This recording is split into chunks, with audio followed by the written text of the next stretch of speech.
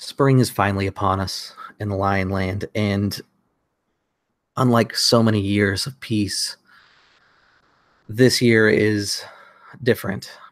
This year we find Akito Dono and his friends and companions that he's acquired over the past year of being an Akito Shiro at a shrine dedicated to the fortune of war.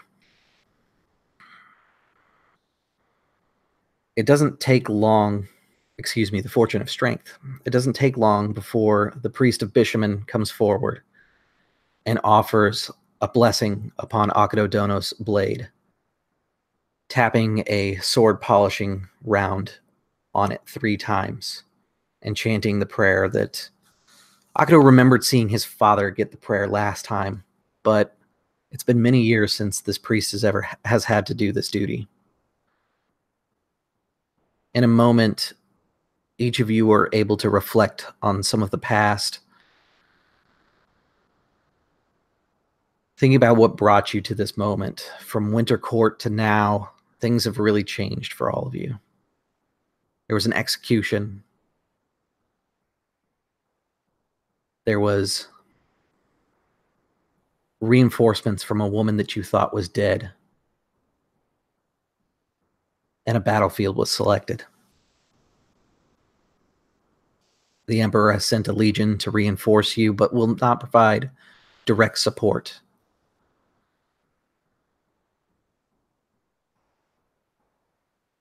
Things are changing for the Lion.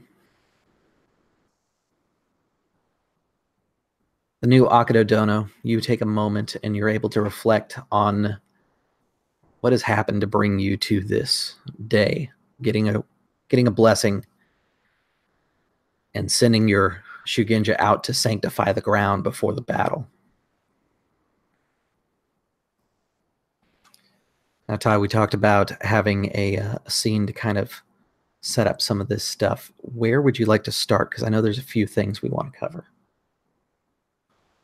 I think where I would start is in my father's office, and I'd be speaking with Senzo.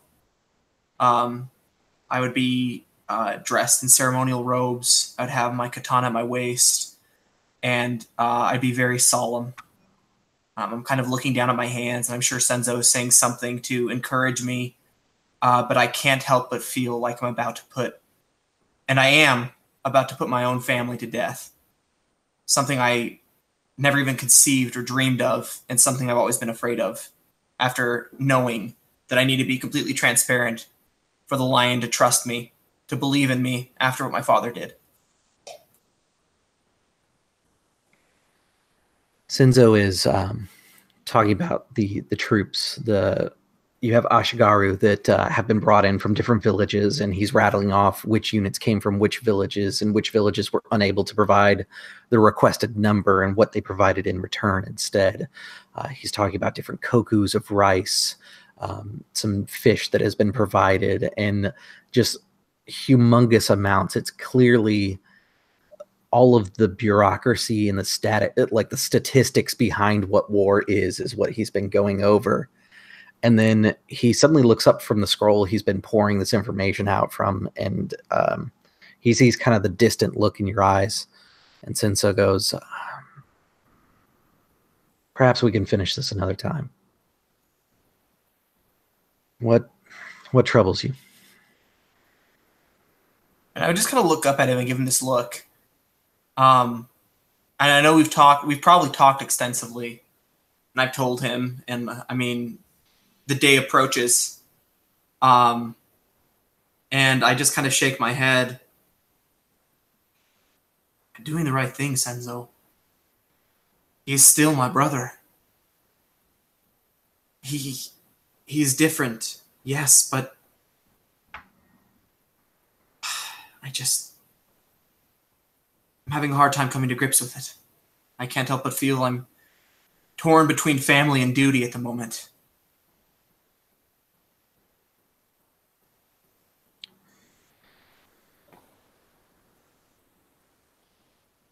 The entire house of Hakuto feels the same.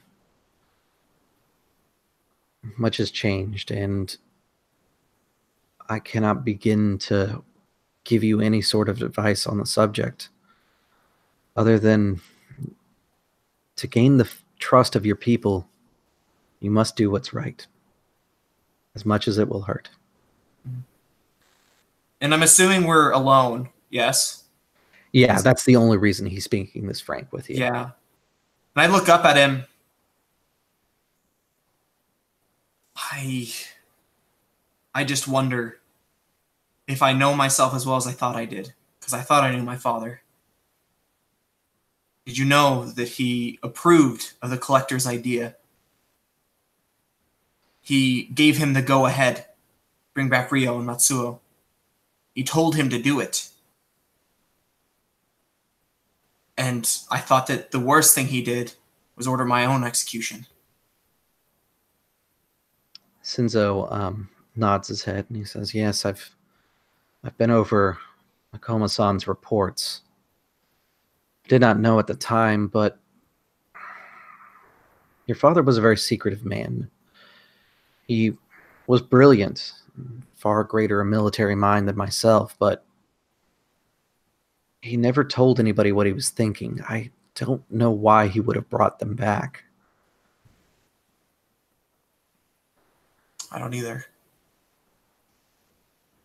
And I kind of be like looking down at my hands, and like I know this too. I know that my father was, brilliant strategically. Like he was a genius when it came to warfare. That's, you don't rise to the head of the Okoto family without being that person. What do you think he'd tell me, Senzo? Senzo kind of gives it some thought for a minute, and he gives out like a long exhale, and there's a stale moment of silence. Early spring cicadas fill the air, and he finally speaks again. I think he would tell you to trust the terrain. It's something your father used to say to me when I was teaching you and your brothers.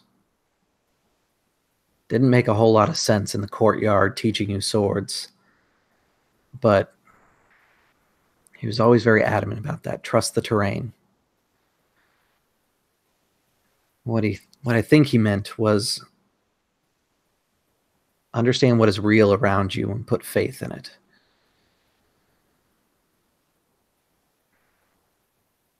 That's the man I choose to remember.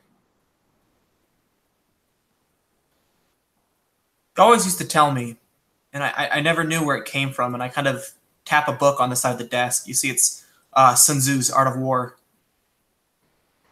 He always used to say that in battle, confrontation is done directly. Victory is gained by surprise. And I would kind of like pull out like a slip of paper and like set it before him. And it is the designs for these stumbling blocks that I've told you about, these hurdles to hide in the grass. I think we need to make something like this. We can't fight them. We don't have enough cavalry. But we can break up a charge. He looks over it and he begins nodding his head, and then he goes over the evening with you, discussing the details of what exactly the battle should look like. For our viewership, we have a map that has been done up. It's not A+ quality. It's like a solid C effort, but we'll have that up for the battle. I mean, and even as we're discussing this, I feel like he would notice that I'm still distant, but at least I feel like I'm working towards something that matters. So I'm more involved than when we were talking about Koku stipends and the Ashigaru soldiers that certain provinces could provide and others couldn't. Like, this is something that I feel that Takeo obviously feels very, not necessarily passionate about, but drawn to, because he knows it'll make or break, the lion. It doesn't take long, but there becomes a knock on the door. Being inside your office, you have one of the few actual wood doors inside the building. Usually it's a shoju paper wall that kind of blocks everything off, but the Akodo are known to be a little bit more practical when it comes to their castle reinforcements. So you actually have an iron-bound wooden door. I'd kind of glance up. It's probably late in the night at this point. Senzo and I have probably been talking for a very long time. And I kind of glance over at him and look at the door and kind of like frown, like, who could it be at this late hour, essentially? Senzo kind of pipes up and he says, enter, and you can see that his hand reflexively goes to his belt where his sword is. Yeah, I'd kind of like sit back in the chair, trying to hide the fatigue, whatever this important new stress could be. One of your samurai that has been assigned to be your personal guard steps in. Forgive the interruption. I have a guest from Akoma Dono and another from Lady Shinjo, she says. And Shinjo is Shinjo Altanasari? Altanasarnai? Yes. And yes. I kind of like frowned. Do I already know that she's still alive because I've received the reinforcements, or I am not aware yet? No, this is you receiving the reinforcements. And I would like frown, like in surprise. Please let them in. I kind of like, set up, kind of like fix my hair, like fix my robe so I don't look as disheveled as I probably was upon first entry, and kind of like try and look a little more dignified, less tired. The guard that waited outside calls them in, and the man who comes in from the Akoma, he doesn't look like the standard Akoma that you're used to seeing. He's not kind of this lean, bookish type person. He's actually very muscular. He looks like he does a lot of field training. Maybe he's a bushi. The woman that enters, she has long black hair that's kept in kind of this wild flowing look. She has on war gear, which normally would not be ever allowed inside your castle. But given the circumstances, she has managed to persuade herself past some of the guards inside her war gear.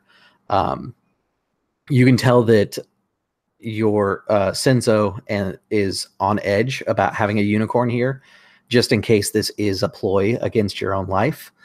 And there is the man who let them in. He stands by the inside of your door, just in case she tries anything. There's 2 points of attack against her. Yeah, I would kind of like I look at Senzo and kind of like nod to him, like, it's all right. Like, Shinjo, like Altanasarnai is our ally. Like, you can like calm down a little bit. And I'd kind of like, I'd stand and kind of give like a slight wan smile. Welcome, I guess.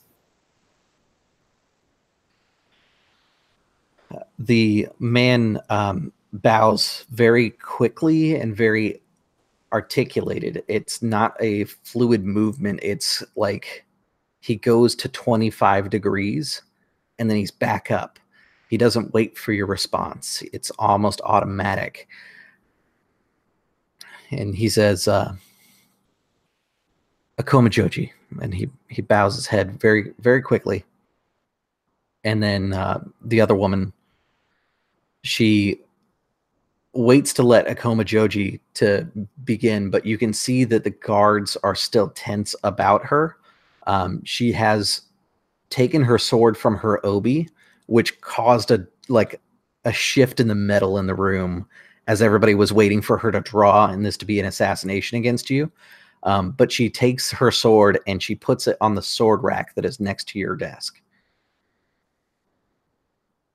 And I would kind of look over at it and look back at her and like smile and nod, as like, thank you for diffusing the tension a little bit. Like, I appreciate it, essentially. And I would say, Akoma-san, and I'd kind of like give him a slight nod. And I'd look over to her and kind of like give her a quizzical look, like you haven't like introduced yourself yet, essentially. She looks to you and she says, I would allow Akoma-sama to begin the introductions. And she kind of casually walks around your office now that she's disarmed herself. And she takes off this long, beautiful cape of furs that she's wearing. And she's found like a spot to set it down. And she's like stripping herself of her armor inside the room. Like this would normally be very unkosher. Yeah. But it's very much a unicorn thing to do. She came here in full armor. She now feels that it's appropriate to take off the armor to address you properly. And instead of seeking another room to do it, she's just doing it here. Nice. I like this chick. She's very altruistic in her methods. That's nice. I'd kind of like just like smile and like look back at Akoma-san. Just ignoring her, kind of just accepting. If she's here from Shinjata no Sanai, then that is fine. She will do her thing, and she will wait then, I guess. As I look back at Akoma. Akoma Joji speaks up again. He says, forgive the late hour, but Akoma Dono sent me specifically.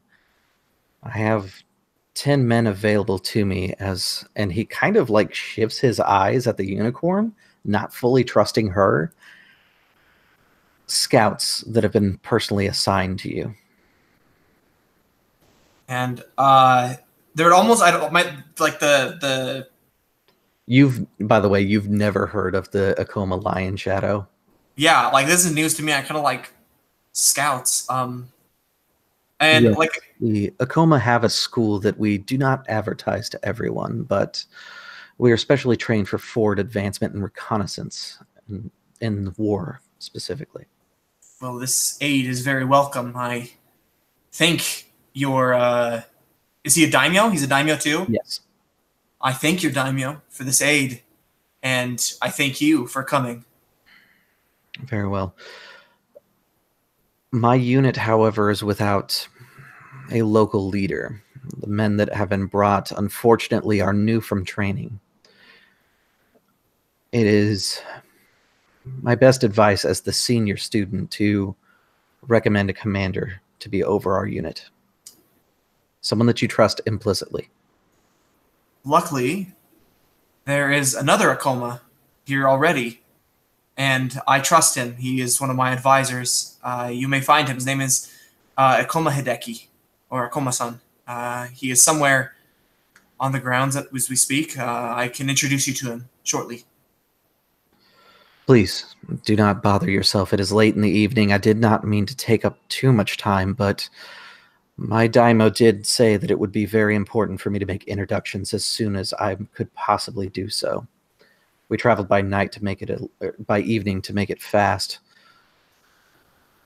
The roads are getting quite dangerous.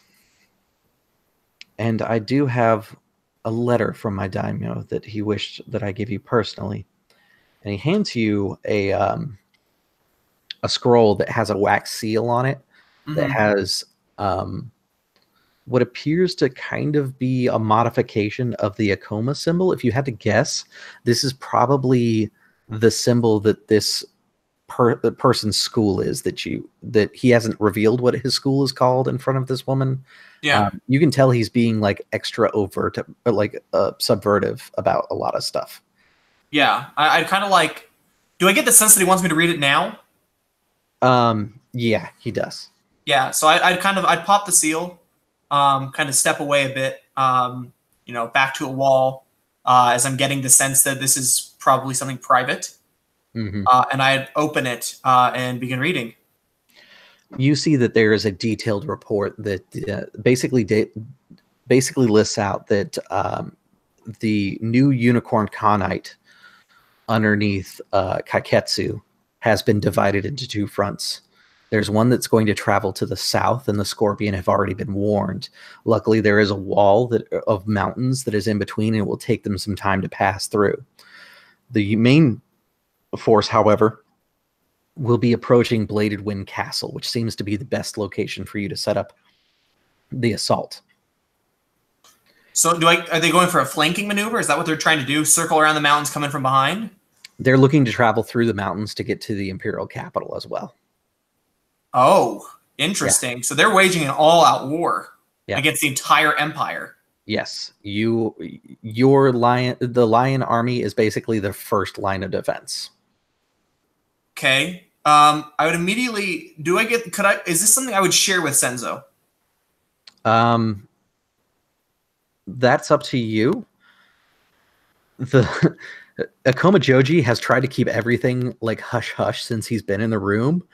You understand that if you share this information with everybody in the room right now, that it probably wouldn't be the best plan. No, not everybody, obviously. That'd be one thing. Yeah, I'd read this then, and I kind of be looking over it like getting the important bits like out of this, and I'd slowly nod and look up at him, and I think a look passes between us as I kind of like realize a bit like where this information is coming from. And inside the letter, you'll find that Kaiketsu is leading 2 legions worth. A legion is roughly 10,000 men through the Lion Lands. Yeah, war is drastically ridiculous in L5R scale. Holy Hannah, dude! 20,000 soldiers. Yeah, each legion is 10,000. So wait, how many have we mustered so far? You have a legion, or you have 2 legions worth that will go into battle with you as well. Okay, so we can meet. You're actually going to be roughly similar as far as your strength. They do have a couple of things that make them a little bit stronger than you. Like, for example, they have war horses, whereas the rest of Rokugan has ponies. So they're a little stronger for that reason.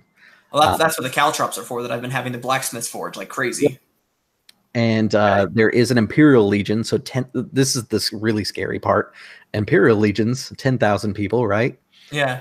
Those are all samurai in the Imperial. Yes, 10,000 samurai. I read that. That's insane. Yeah. So that's the insanity of what's mustered in Rokugan for war. Yeah. So I'm reading this. Typically, it's 1 legion against 1 legion, but they're bringing a lot of force, and you were originally anticipating facing 1 legion. So this is kind of surprising that you're going to be kind of on equal footing.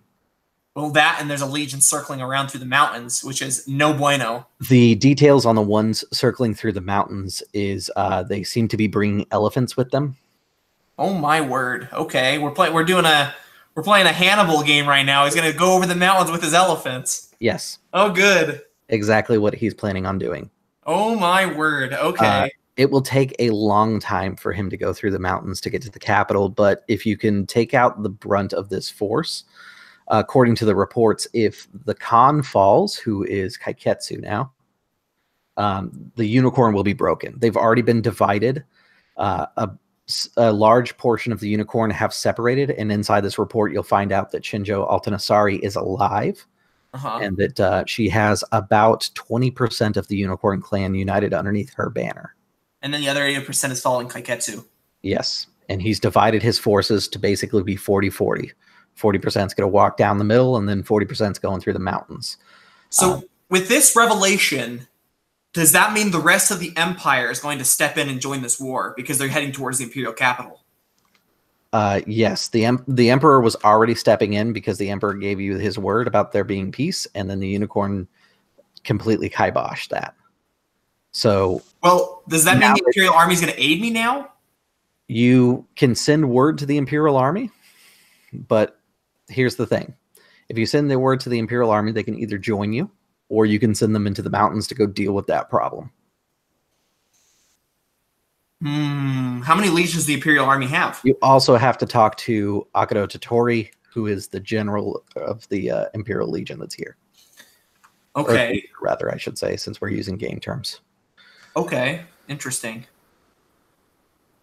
Yes, I'd give Akoma-san a look, like we'd share this look, and I'd kind of just nod to him, roll it up, and give Senzo a look like we're talking after this, like you and I are having a discussion after this. Mm-hmm. And I would, is there anything else that you have for me, Akoma-san?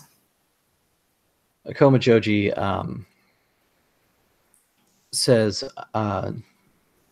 I'm afraid that is my line. Is there anything that you wish of myself or the scouts? I kind of think for a minute. And I would, let me see. I would pull out the design we were discussing, that Senzo and I were discussing, and I'd slide it across the table to him. And I'd say, take a look at this for me. Go over it with your scouts. We are going to implement these in the battle. I would like if you and your scouts would begin devising the best method in which they might be arranged hidden in the grass, how they might be placed without giving the unicorn any warning. And in the morning, if you'll make yourself available to me, I will introduce you to, would it be your commander? No, because I'm the commander. It'd be... Gunzo would technically be it, but it's not the title Gunzo, which is a little confusing. Yeah. So I guess I'd say whatever's appropriate. Commander is fine. Yeah, it's your commander. I'll introduce you in the morning, and we can discuss what conclusions you've drawn about this design. Maybe ways to improve it. Very well. And he kind of seems lost for a minute, like he's not sure how to exit. And I would just say, if there's nothing else, you are excused. Kind of with a nod. Is that rude or? No, it's completely fine. You see that he's put at ease, being treated somewhat like a servant. Okay, yeah, I see. Because the way you dismissed him is super forward. A samurai, that would be kind of disrespectful, but it would be acceptable because you're a daimyo. Like, this guy takes it fully. It seems to be put at ease, being treated like a tool more than a person. Okay, interesting. Okay. He bows much deeper this time, and he turns and he takes like a sidelong glance at the unicorn woman as he leaves. And you can't help but shake the feeling that he probably hasn't gone too far from your room. Yeah, no, of course. And I probably would expect nothing less. So, based off the conclusions I'm sort of drawing about this man and this thing that he shared with me. The woman turns to you and she says, forgive me. And she bows very, very deeply. And she says, I am Shinjo Isake. I have been sent from Shinjo Altanasari. I have a command of cavalry that are available for your use in the war. Lady Shinjo regrets to inform you that she is unable to participate. She did tell me that I am to relay a message, however. As she talks, you can tell that the tempo that I am speaking in is very much her tempo. She talks very slow, very deliberate. Deliberately, yeah. Lady Shinjo says that she has found the mask and that she is seeing to it. I hope that it means more to you than it does to me. I'm going to roll a sentiment check to see how well I hide my my relief, knowing that one of them is in our hands. What she's telling you is that she's found the location. She's trying to secure it, basically. Yeah. I mean, and that's perfect because I mean that's still good news for me. Because at the very, I don't want all of these assembled at all. So if she can get one and destroy it, then at the very least, you know, the kami are safe. Well, I got 2 advantage and a strife. So I'll just take the 1 advantage. And it would be very obvious that this does mean a lot more to me. I think the strife, it comes from you kind of like anticipating where her next words were going to be. Yeah, I'm like like she's just very slow about how she talks. She's very assured of herself outside of conversation, but in conversation, you can tell that she is doing this because she is very much uneasy in a courtly setting. Yeah, she's not a courtier; she's a bushi. Yeah. And she would visibly see the relief, kind of on my face, as like, but I like quickly hide it again. I'm like, thank you. Mm-hmm. Your reinforcements are timely. Everyone knows, and I'm going to kind of pay her a compliment here. Everyone knows that you unicorn are unrivaled horsemen, horsewomen, well, no horsemen, yeah. And your aid will be very welcome in the coming conflict. She looks up and she says, I do have some strategic intelligence as well for you. I'm just going to pick up her tempo a little bit for our conversation. Yeah, okay. I would just nod. Anything you could share with us. Bladed Wind Castle has traded ownership with the Lion and the Unicorn before in the past. If the Moto march the way that they should, expect a Moto cavalry unit to be heavily armed on the high ground. They will most likely charge as their opening assault.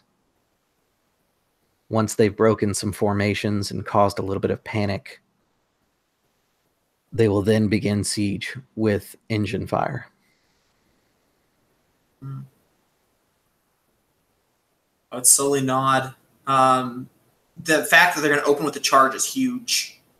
Like, she could probably already see the gears turning in my head as I'm thinking about this and thinking about this design that Senzo and I have spoken about extensively.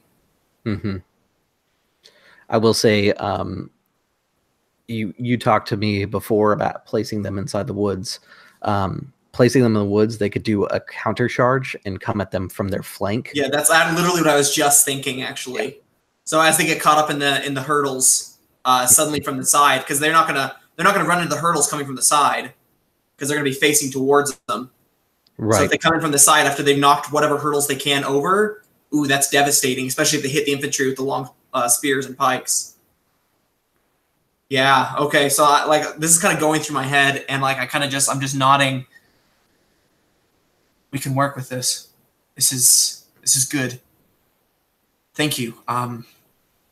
And would it be appropriate to say Shinjo-san? Like, they still go by those honorifics in the Unicorn Land, right? Yes, they do.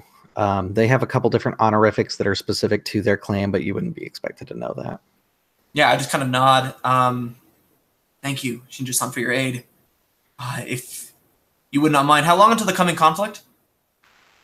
At this point, there's about a month before the snow is thin enough for you to march the army, kind of thing. Yeah, I would nod and say, if it is not too much to ask, as I said earlier, the skill of your warriors, your bushi on horseback, is unrivaled.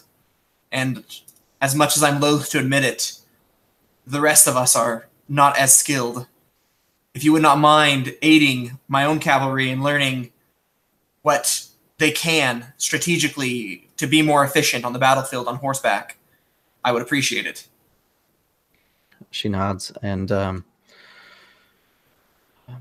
Lady Altanasari would have wished it so. And I nod to her, and I say, I'm glad to have you as an ally. She doesn't wait. She immediately kind of does the reverse of what she did when she got in the room. She starts picking up her things, putting back on her armor. She doesn't have an aide with her, but she's surprisingly efficient at putting on her own armor. That's something that a lot of bushi are not super skilled about doing. Yeah, and I would kind of just be hiding a smile. I really like that this bushi's treating me like a person rather than a daimyo. Like, I think I've gotten so used to people just being like overly formal and like tiptoeing around me that like having somebody who's just like openly like just doing what they have to, what they want to in my presence is like, it alleviates a lot of stress for Takeo that he's treated like normal again. He went so quickly from Ronin to daimyo that he hasn't had a lot of chance to like experiences with people. So this is refreshing. She'll end up leaving, and Senso will kind of wrap things up with you. Do you have anything you want to discuss with him before we close out this little scene here? Yeah, I'd let him read the scroll, and I feel like as he reads that, we'd go into a brief discussion about Yeah, how he'll best fill to use you them. in about what the Yeah. Akoma Lion Shadow School is. You will know that they are legitimate shinobi. They are not forward scouts. Yeah. Yeah, and I think that it would take a moment for me to stomach that a little bit, like finding out that my own honorable family and houses, the Lion House, has shinobi. That'd be kind of a little punch in the gut for me. So every clan has shinobi. Yeah, There's a difference between a shinobi and a ninja, like yeah. culturally. Oh, Ninjas are okay. assassins and terrible people. Shinobi are people who put aside their own honor for the benefit of their clan. Oh, So okay. these are people who are normally very honorable people, but they are willing to set that aside to improve what their clan does. So it's considered an honorable position. However, Senso will kind of explain to you, because this is really your first time that Hearing you about it. know of Yeah, interacting with a shinobi. Um, yeah, that I know of exactly. that while they are performing duties for the clan, they are to they are basically henin. They are to be treated as servants. Mm, Treating them like a samurai would dishonor yourself, mm. because a ninja would hide who he is. A shinobi is open about who they are. Yeah, They fulfill a role within the clan. So it's not dishonorable to be a shinobi. You do dishonorable acts, but it's for the good of your clan. It's like this weird gray area. yeah, yeah, for sure. Okay. Yeah. Um, so I guess we discuss how best to use them in the coming time, as well as Shinjo Iseki and her cavalry. And yeah, I think that's really it. We close out soon there. I think it's like past midnight, honestly, at this point. Hmm. It's about time to go to sleep. And I think it's going to open up again. This is a few days down the road, and this is another meeting inside the office, but this time it's with Akoma Hideki and Akado Dono.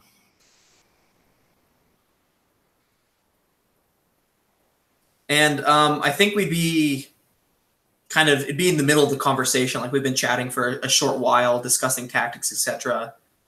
Um, and I probably gave him the role of advisor a while ago. So just kind of opening with that, I guess we're discussing these hurdles and uh, his appointment that I gave him over the scouts.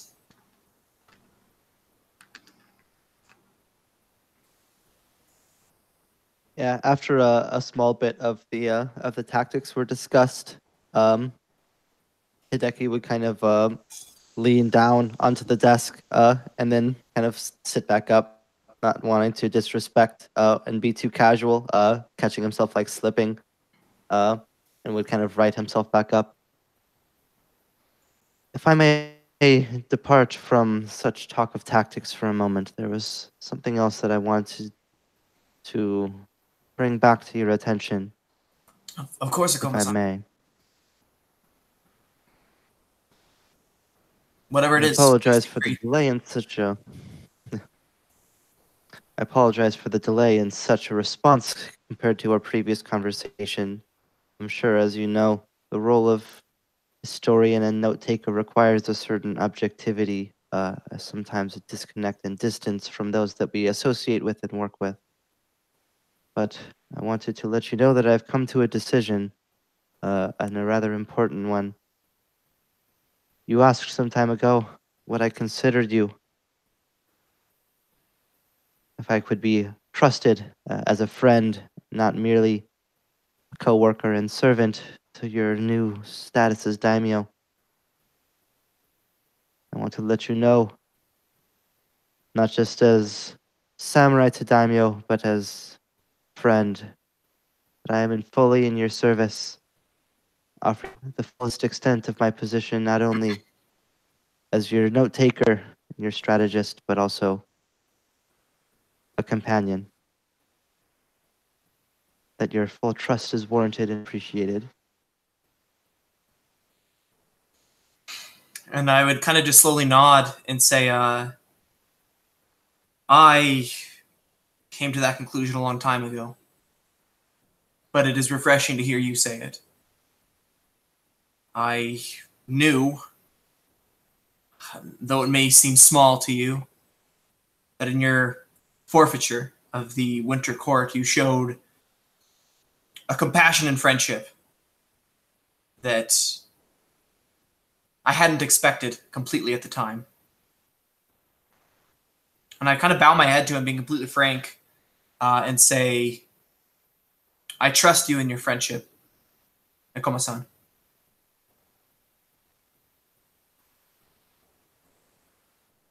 And this is mostly an out-of-character reminder that I need to refresh before I say what I might say. These mystical item things, I am aware of those publicly, correct? That we've had discussions with those, that wouldn't be surprising that I would know of them. Let me see. I think we did, but I can't remember. The fact that I gave you advisor, and I think that you've been helping so extensively, I think I would have hinted towards them that there is a larger cause. Specifically, I would have mentioned that my father had a Numerani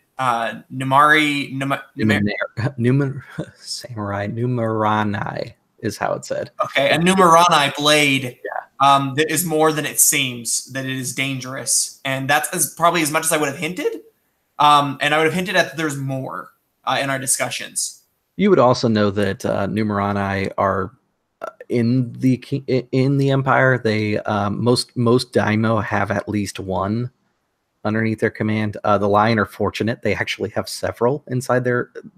In the Akoma Art Library, there's actually a weapons room that's got several of them. Yeah, but I would have hinted at that it's not just the Numenari, that it is something far more sinister.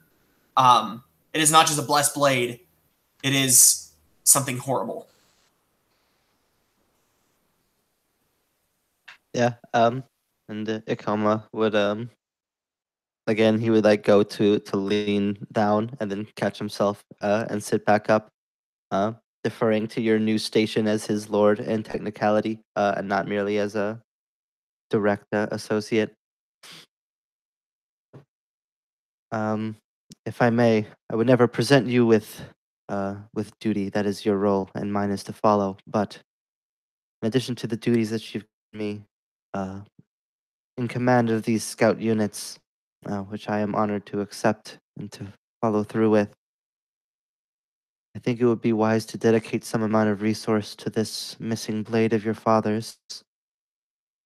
I've spent some time in the archives and the libraries, attempting to uncover information about such things, and I have reason to believe that it may be more important than it seems. If you'd allow me to spend some time that I can continuing my research and perhaps looking for information regarding this, it would be an additional duty that I'd be honored to accept. It would not burden me over so that I could not lead your scout troops as well. And I would slowly nod and say, please, by all means, any aid in this regard is greatly appreciated. Locations, what the other items are, information such as this, if we can track and find them, remove them, as it were, this would put me very much so at ease. So by all means, please. Then I will consider it amongst my responsibilities to look further into it. And you will be the first to know if any developments or information might come my way through research or through otherwise. And I would nod. And do I need a draft, like a letter of any kind, to say that he has what is it? Yeah, you would give him basically a writ that says that he has full access to the library. Normally, he's restricted by basically his rank within his clan to what materials he can access. By you giving him that writ, you're basically saying, I take responsibility if he screws shit up. Yeah, I grant him the writ right then and there. I don't even need to roll. I'm not even going to roll a sentiment roll to see if like I trust his intentions or anything. I just have kind of come to trust him as a friend, and just hearing him say it now, it was kind of like an eventuality in Takeo's mind. Okay. So he would give you that writ for sure. And I would graciously accept it. And then not wanting to dwell too much and pull your attention away, he'd just like, all right, and then back to this border and these hurdles, and just like immediately kind of slide back into The tactics conversation. tactical discussion. Yeah. Yeah.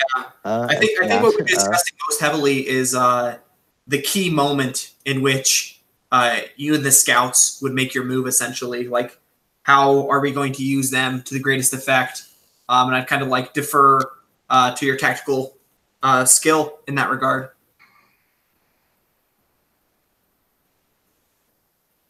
And I think it's going to kind of fade out as your characters are discussing the tactics of what would be best in the situation. The next scene that we get is a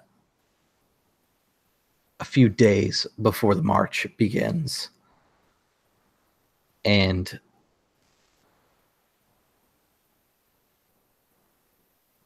the day has come. There's no denying it.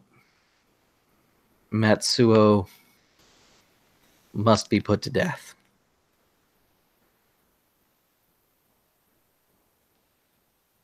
It is the day that Akito Dono issues the official decree for his execution.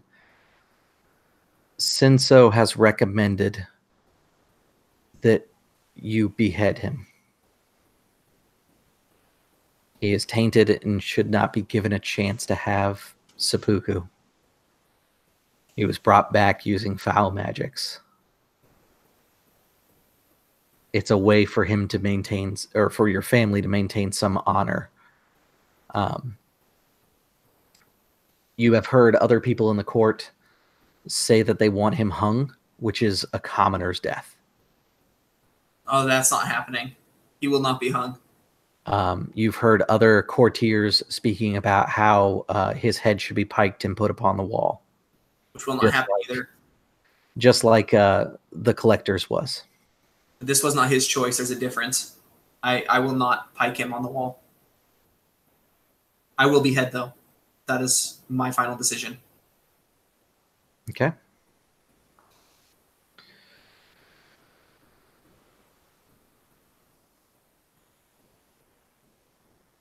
And it will be public. I'm not going to make it a private affair. It's going to be a public affair. Yeah.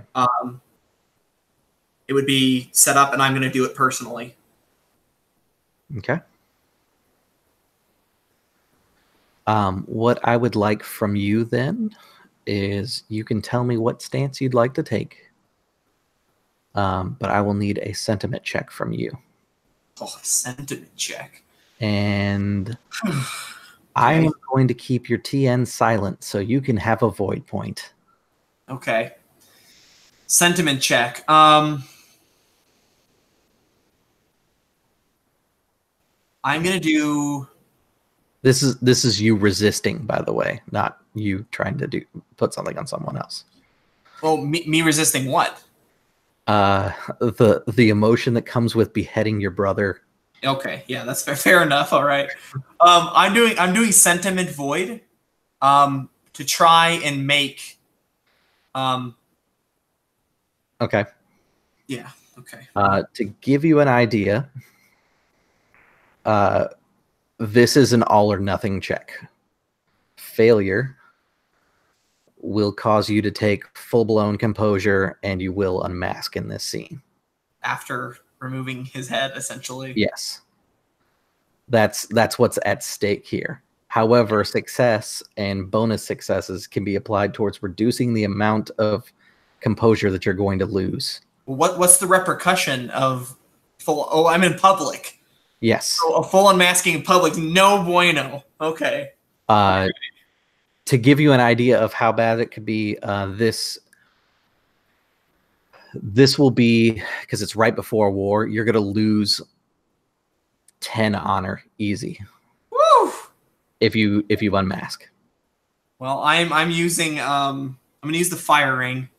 By the way, the void point I gave you only happens after the roll is done. So. Oh, okay. Here, let me remove that then. Just re-roll then. Okay, so I'm using the fire ring, and I.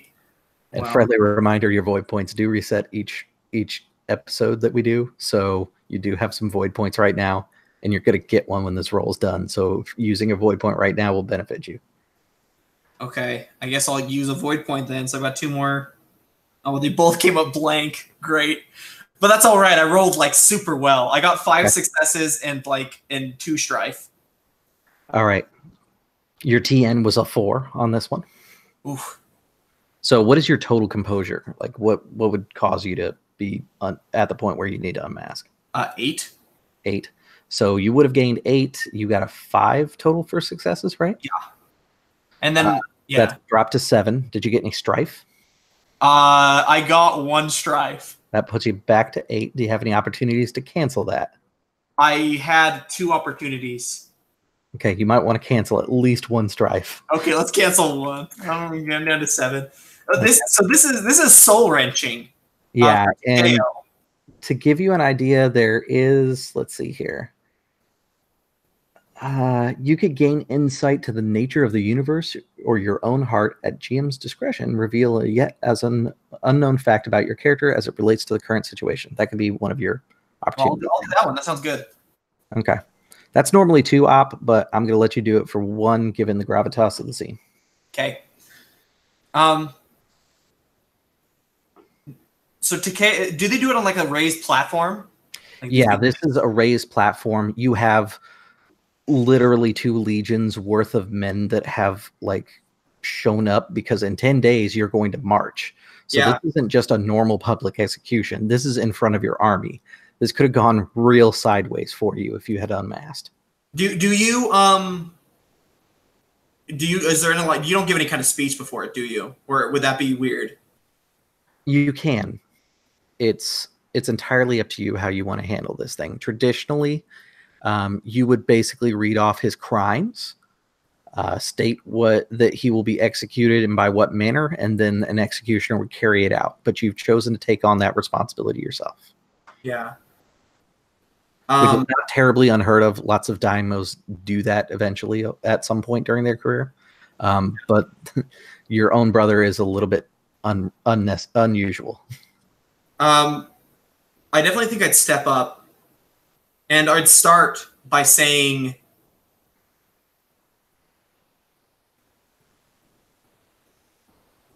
his crime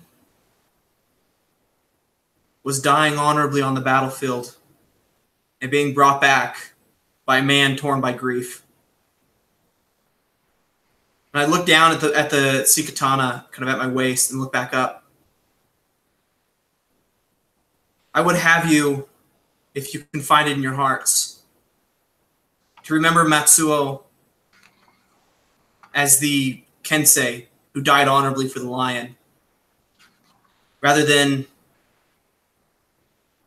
the tainted being he was brought back as. And I look down at him, and I'd see that jade Omamori pendant of Bishamon around his neck. Matsuo was strong. And I know if he were able to communicate with me, he'd have to do this. And in this moment that I'm looking down at him, I'm holding back tears essentially because I know it's coming. The Akodo are strong. We are not cubs. We are lions. And I turn towards my brother, pull the pendant off of his neck and hold it in my hand and look at him one last time before standing, putting it around my neck and preparing for the execution. As you prepare, Senso arrives at the wooden raised area that has been constructed for the execution outside of the city walls because there's so many people in attendance. Matsuo was a general in his own right. Most of the men here remember who he is. Some of them saw him die. Yeah. There's a quiet reverence over the crowd as Senso hands you the black nodachi that will be used to execute him.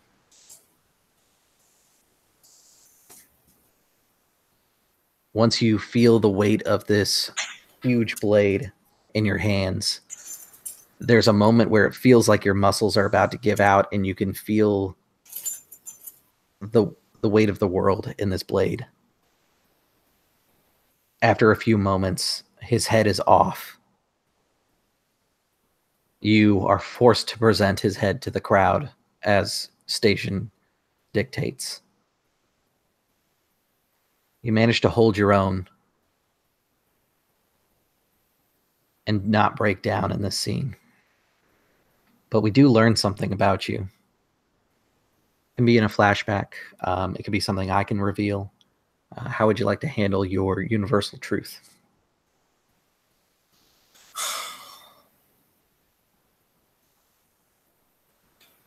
Tell me what it is, and I'll do a flashback for it. So we can work together on this one. This one's actually really fluid. Okay. What I think I'd like to see is okay. Your... I'm trying to remember here.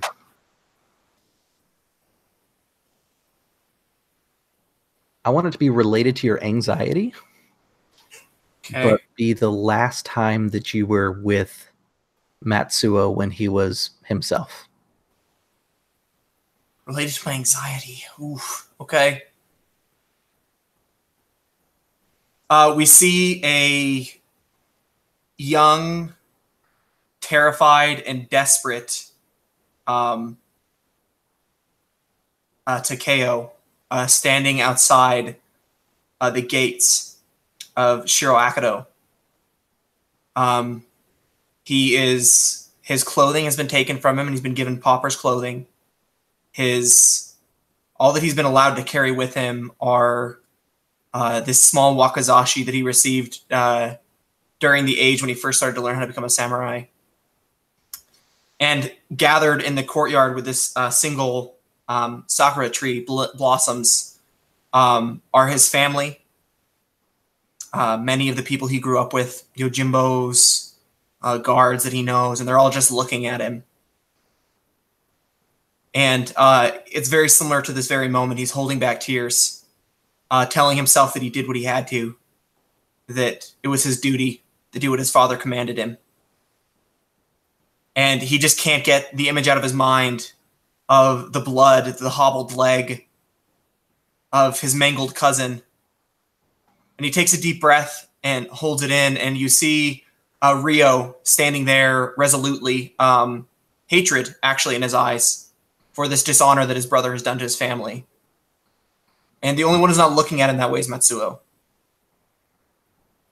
His closest brother in age and friendship, who breaks away out of his father's grasp, actually, and runs to Takeo's side and gives him just this hug, begging him not to leave. And Takeo just shakes his head, knowing that he has to. And he says to him, "Don't worry, brother.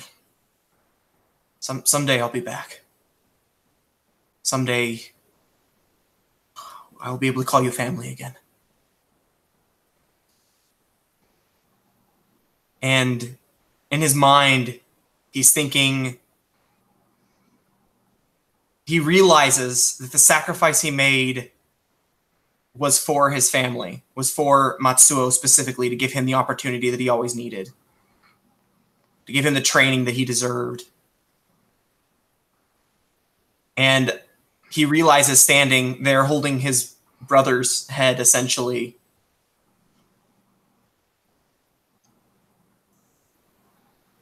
it's all come full circle. That he should have told his father no. And that sometimes family is more important than duty.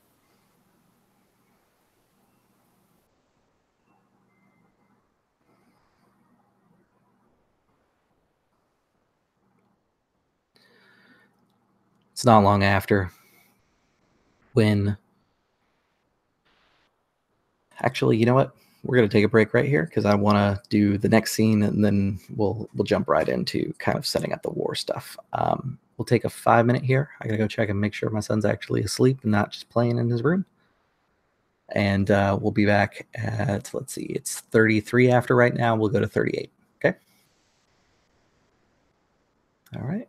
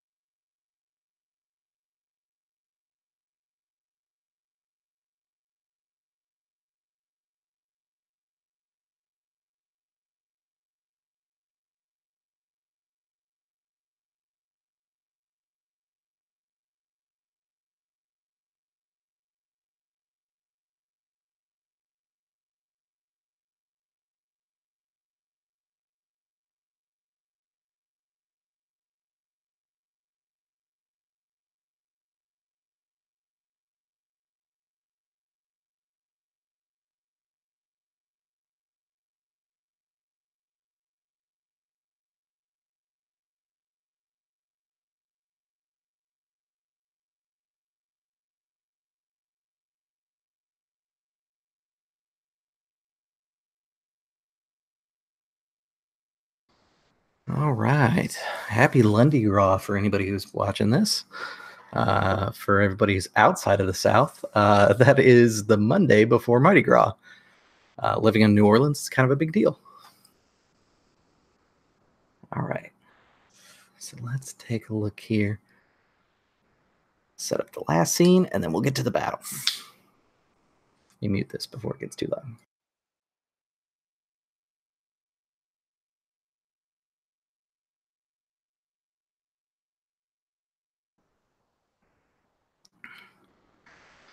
For everybody that's been following along with the show, thank you very much. I apologize about the long hiatus that kind of between the episodes of 4 and 5 here. Unfortunately, some real life stuff got in the way, so we had to kind of push back a little bit, but we should be on track for this session and the next session, which will be our final session.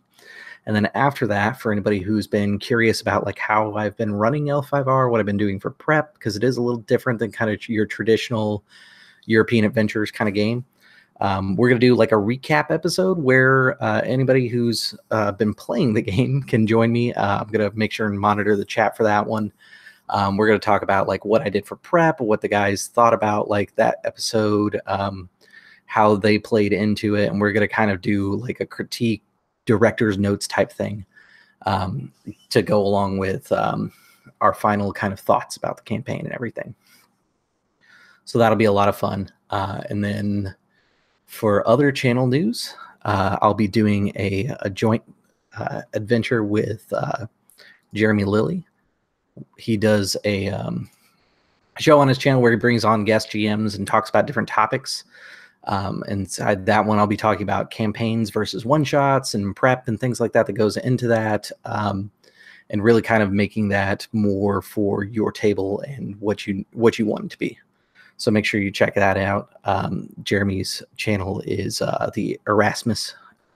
Now I'm forgetting it. Jeff's back. Jeff, help me out here. Erasmus Expedition. Expedition. That's what it is. I wanted to say Chronicles, but I was like, that's not right. Yep, Erasmus Expedition is his channel, and I can definitely recommend his Help Action series, the one that Chris is going to be a part of. It's got some great stuff on there. Yeah, there was a really good one. I think it was the first one where Matt Click was on there, and he had a bunch of really good gems in there.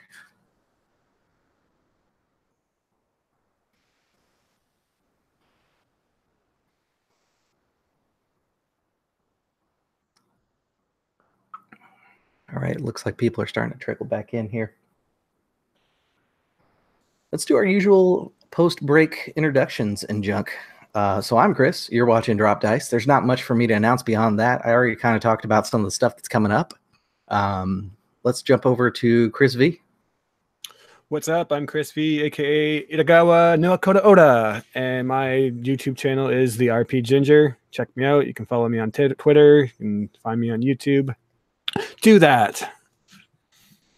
Perfect. And then next, Ty.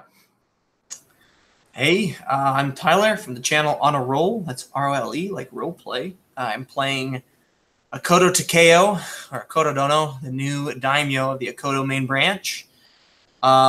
He is going through some serious trauma right now, as he's realizing he made a grave mistake.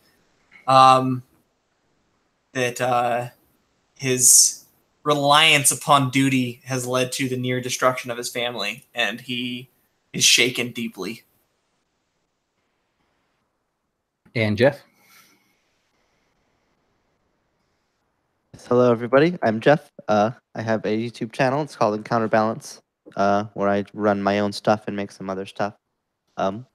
Yeah, I'm playing Ikoma Hideki, who is actually Soshiro Akagi, though that fact has yet to come to light anywhere publicly in this session yet. And we're now seeing some sort of... Huh? I said I still got time. Yeah, I'm sure we'll make it happen. And we're starting to see some fundamental shifts in the way that he's interacting with some of the Lion Clan, as opposed to his regular goals from the start. So I'm interested to see that we have both false identity and real continue to transform as we move into this stage of war from the insanity that was the court just prior. All right, perfect. The last pre-scene here is going to be 2 days before the army marches. Itagawa, you've been traveling. You actually made a short trip to the Phoenix Lands during the middle of winter. It was a hard trek.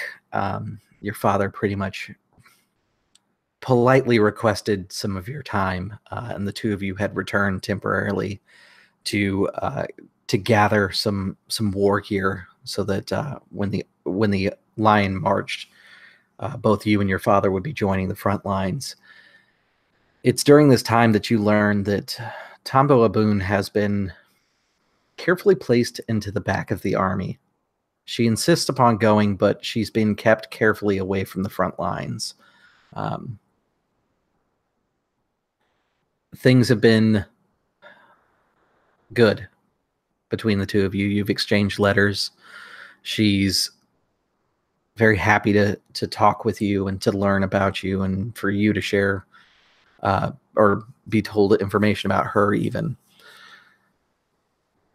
It doesn't really take too long for you to see that the relationship that you've been trying to pursue seems to be reciprocated, and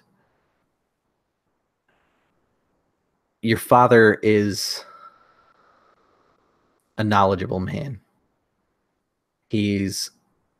Hasn't said anything directly, but you can tell that he's aware that you are courting someone. Too many letters have been sent back and forth in the middle of winter for you not to be. He, you remember a moment about a week ago before the execution where he said,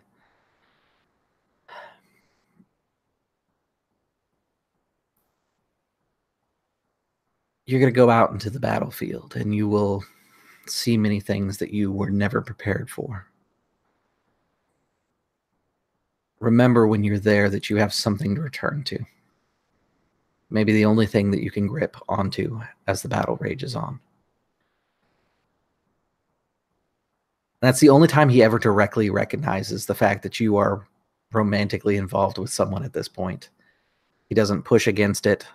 He doesn't say anything otherwise. Those thoughts have kind of lingered with you, and you're actually daydreaming right now, thinking about all of this.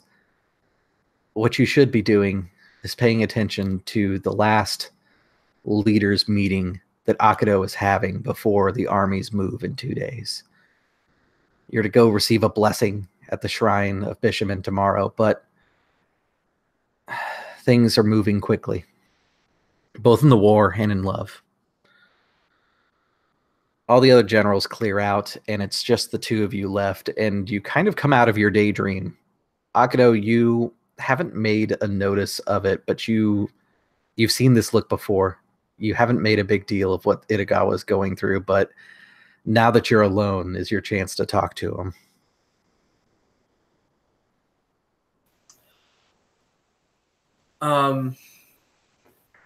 Yeah, everyone's kind of already gotten up and is like leaving, and he's still like sitting in his chair, kind of like his hand and on his face, like thinking. You find tactics that compelling, huh, Itagawa-san?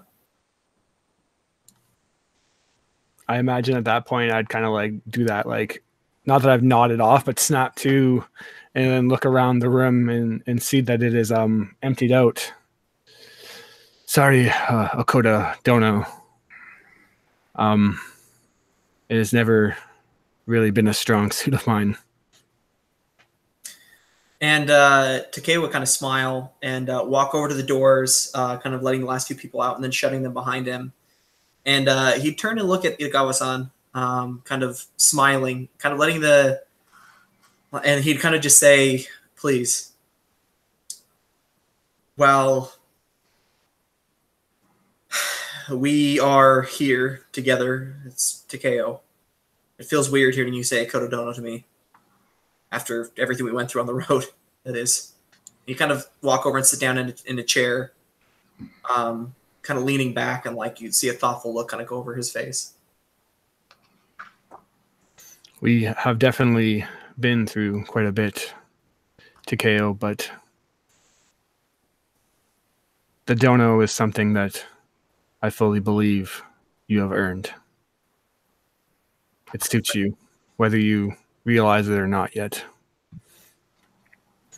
And I'd kind of look at him. I mean, because that means a lot coming from like the begrudging Yojimbo title that he kind of held over him for a long time. That like the sultry silence they kind of went through day to day as Takeo kind of was trying to find his honor again. And he kind of just nod. I must say that love suits you, my friend. Is that apparent? Maybe not to the others, but remember that I spent quite a bit of time with you and Tombo as well. I have seen things change. I admit she is all I think of. Don't get me wrong, I snap out of it. I'm very focused on this war and leading your family to honor, and I am grateful for the position that I have been granted. But it just feels, I don't know. My father, he's given me this position, I'm sure, to keep me away from my adoptive mother and keep the drama away, but I always just think to myself that he made the exact same decision that I want to make right now. And all I've done is paid the price for that decision that he made, referring to the fact that I'm a bastard. Yeah. He would just slowly nod.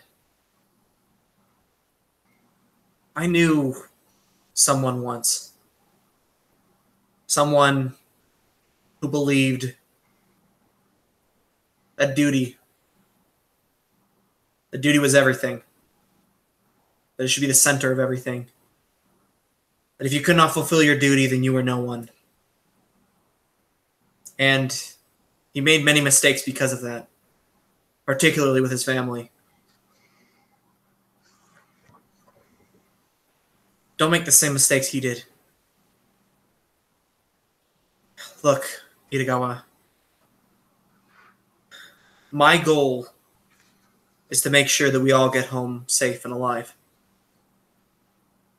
And you have twice as much to live for, having found something precious to hold on to. Make sure she knows. And I'd kind of nod to him. Not making any assumptions that she doesn't. But it's always nice to reaffirm those things. I'll give a smile and interesting advice from a daimyo that I'm about to fight a war for. But I appreciate it and will heed everything that you've said. And he would slowly nod, and you would actually, you might be able to surmise that he's talking about himself. Because in the past while, he has made more of an effort to make sure that he's there for his mother and his sister. He's been spending a lot of time making sure that he's with them and there for them. Whereas it was all duty before. He's still focused, don't get me wrong, because, I mean, he's fighting for them. But, yeah, you would have noticed that there's been some sort of a change.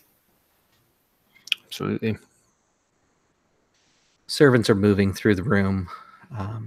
You know that you can have a conversation in front of servants and that it's like they don't exist for the most part.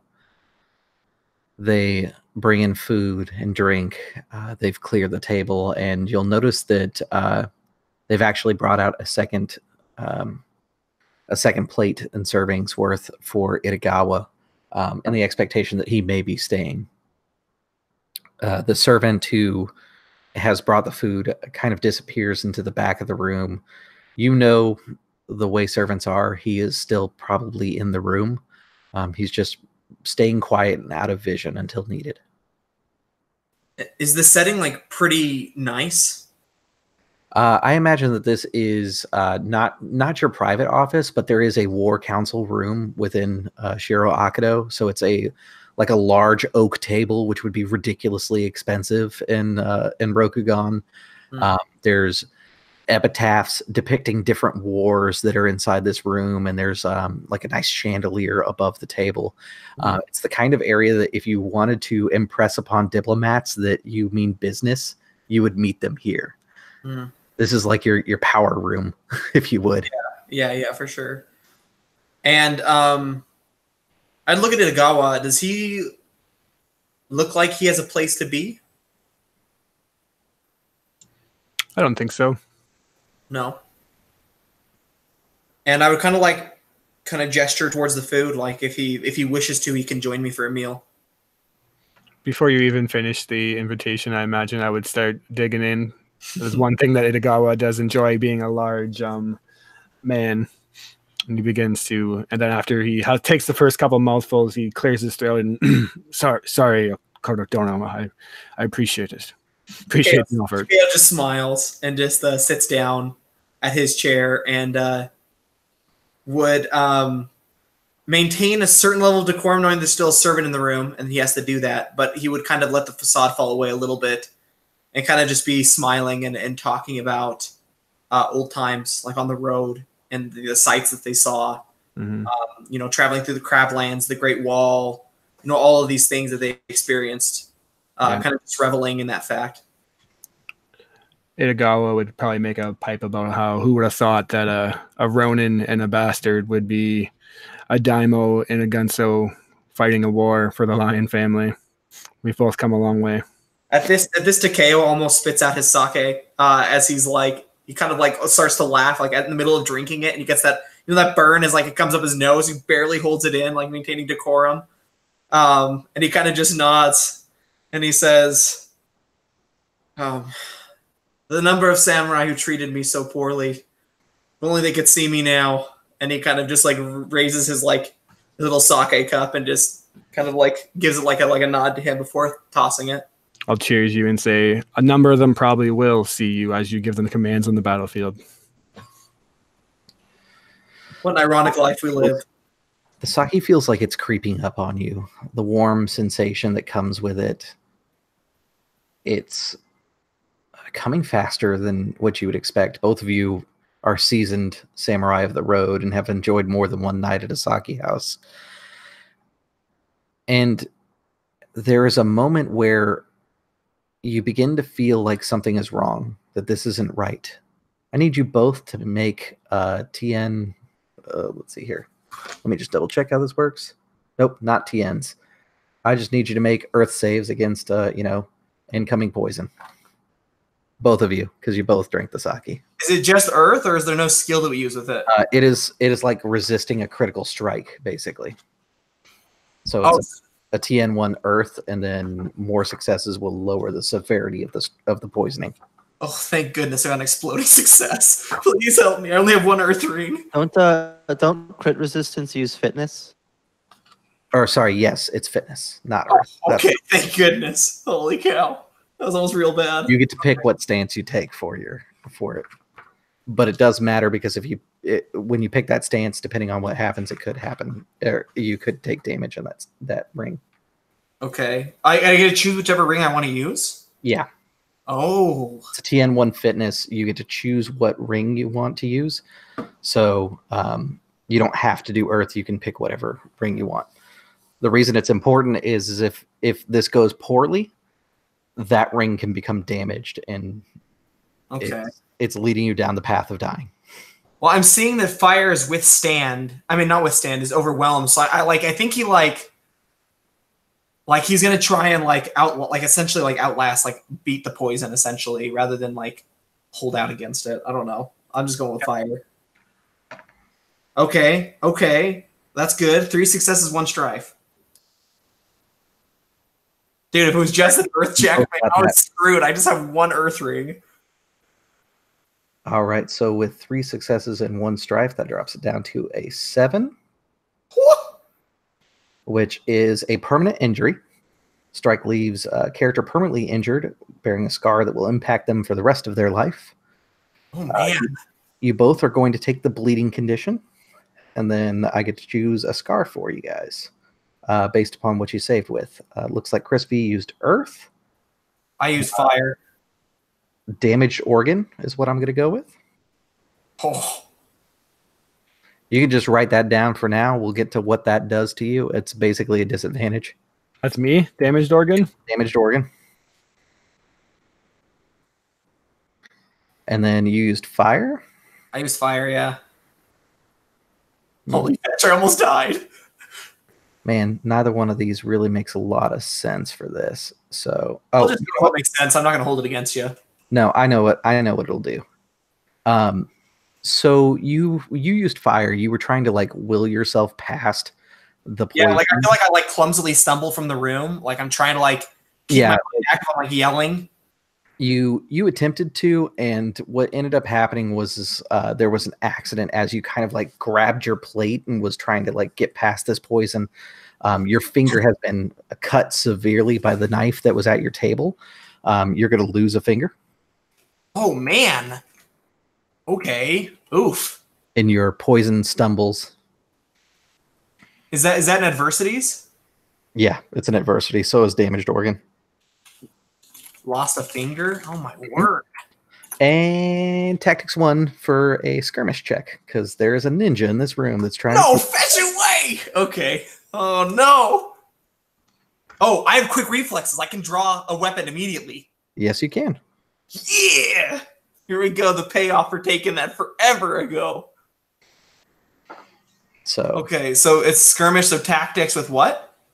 you were not in the room currently, Jeff. However, they can shout out for you. Okay, so it's tactics with what though? Tactics check, and you guys can pick your stance. I'm gonna have man. roll, which let me clear out all this dice nonsense I've got. Oh, crap. Okay. Oh man, what is that one ability I have? Where is it? 178. Oh, this is gonna come in super handy now that I took this. Keep in mind, unless you are in the void stance, you will take your strife on the initiative checks because we haven't gotten that far. Yeah, that's fine. I'll do. I'm gonna take fire. Okay. My tactics in fire is so good. Oh baby, that is 6 successes, 4 advantage, and 1 strife. Okay. You will definitely go first, and it looks like Chris, you're going to add that to your was it focus there? Because you guys are prepared for this situation. Sorry, I'm doing what? You're going to add your 3 successes to your focus. Oh, okay. So 6. Yeah, perfect.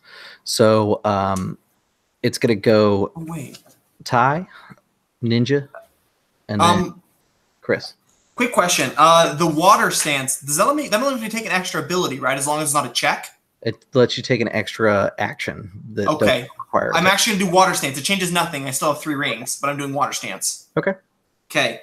So first thing I'm going to do is as a support action, this isn't going to take my action, is it? No. Okay. I use Warrior's Resolve. I spend a void point and heal 6 fatigue. Because it's equal to my honor rank. Oh, I forgot to mention that you guys did both take 5 fatigue as well. Okay. From the poisoning. I'm fully healed then. Yep. Okay. So like you see, Takeru kind of stumbles out. He kind of puts his hand on the wall, and then he looks down and he sees this jade necklace around his neck, and he remembers that his friend's in there still, and he remembers what he just promised him. And you see him kind of like close his eyes, grit his teeth, and miraculously, like he just kind of overwhelms the poison essentially in his body, and he turns around, katana in hand, because of quick reflexes, strides back into the room, and looks towards where the servant was. You can see the servant clearly brandishing a knife heading your direction. And I approach, and I'm going to lock blades with him, and I'm going to attack him, because I can, because I have water stance. Okay, and that's a martial arts melee with water stance, right? Correct. So this is a skirmish. If you have that cheat sheet, you can take any of those actions inside there, but it sounds like you're going to do a strike, which is the most straightforward thing you can do in a skirmish. Yeah. TN2 martial arts check.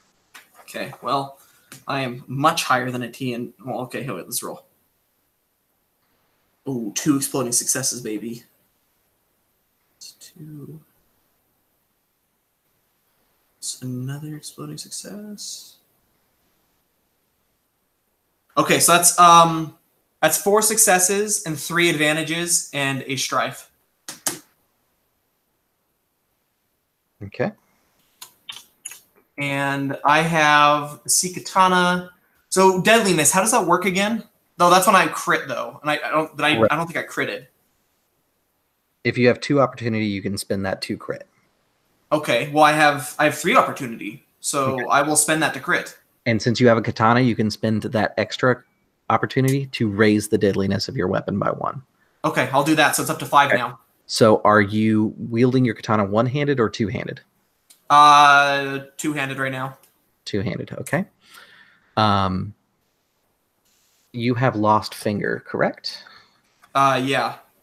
Okay, let me look at that real quick here, because I don't remember which one that is. Is that an anxiety and an adversity? I think you said it was an adversity. I think it is too. Let me just double check it real quick here. So if it's an adversity, I can make you re-roll stuff, which I'm going to do. I'm pretty sure it's an adversity. I think it is too. I'm not finding it right away, so let's just say that it is. Okay. Pick 2 dice with either an exploding success. That's what I'm going to pick first. Okay. Well, I had 2 exploding successes. Yeah, re-roll those exploding successes, which is going to get rid of anything that they exploded as. Okay. Well, the one that exploded still explodes. Okay. Um. Regardless of whatever it is, I just make you re-roll, and you get a void Okay. point for it. Okay. And so I lost. I lost 1 success then. Void point if you fail. I lost 1 success then. Okay. So that's still enough to be able to do it because you had how many successes was it? I had 4. Yeah. So you will do damage equal to your weapon's damage plus bonus successes. So you had 2 extra successes plus I think Katana does 4. Just double check that for me. Yeah, it does 4 damage. Okay. So you'll do 6 fatigue to this commoner, plus you're going to critical him. He's a minion, so he's going to die from the critical. Oh, okay. Yeah, I just stride back into the room. I see Itagawa kind of like heaving. I think like both of our lips are flecked with blood. I just stride up to this guy. He kind of comes to attack me, and I kind of catch his dagger, kind of wing it around and set it into the wall before up and overhead, and like down over the top of him, and it kind of just cuts deep into his chest. I kind of pull it out, and then I put my foot against his chest and kick him onto the ground and put my katana to his throat. And when he hits the ground, you can see that there is a series of tattoos on his chest that were covered up by his like peasant's robes. Is he Moto? Yeah, very much so. And I would just look down at this individual. I look over at Itagawa and give him a look. You okay? Yeah, I scramble to. I imagine that like I'm like completely caught off guard by this, and quickly scramble to pick myself up from the table, knocking the table aside, spilling stuff, and I just run up to him and I just apologize and bow and I'm sorry. I don't know. I just kind of grab him and like pull him back up. I wouldn't let him bow. I'd stop him. It's not your fault. We are in a time of war, and I was daydreaming, and I almost failed you. It will not happen again. No. I should have recognized. Sorry, go ahead. You both are bleeding and need medical attention quickly. Yeah, well, I mean, I ran into the hall shouting. Is anybody coming? Okay, since you shouted, yes. By the way, any strife that you've taken, those are all fatigue as well. Oh, because okay. you're bleeding. I forgot to mention that about what bleeding does. That's fine. So I think that means I go unconscious then, actually. Okay. So yeah, I think like Itagawa tries to apologize, but he's just gone unconscious from blood loss. Okay. Can I help him? Now that he's unconscious, he will start getting criticals against himself until. Can I help him? Can I do like some quick like road healing like I learned as a Ronin? Yeah, you absolutely can. Okay. So let me just find the bleeding condition because we got to basically deal with that first. Okay. Here we go. It's a TN2 medicine earth check. Oh boy, earth is not my strongest. I'm gonna use a word point. I do want to talk to you about your roll before you do it because you should be aware of what the consequences are with this thing. Mm-hmm. If you fail it and collect strife, I'm going to damage him. Ooh, okay. What's the TN? Do I have any idea what the TN is? TN2 medicine earth check. Okay, there's no way I can succeed then. Because all I have is one earth ring. So okay. I just start shouting, yelling as loud as I can. Yeah, you look at the wound, it's too severe for what you can handle. Like you can handle like normal wear and tear on the road, getting scuffs and scrapes, but this is a mortal wound. Like you don't know how to deal with poison. There's no way I could heal this. Yeah. I run out the door and just start shouting and yelling as loud as I can. You and several others are able to hear the shouting coming from the war room. I'm just shouting, healer. A few moments later,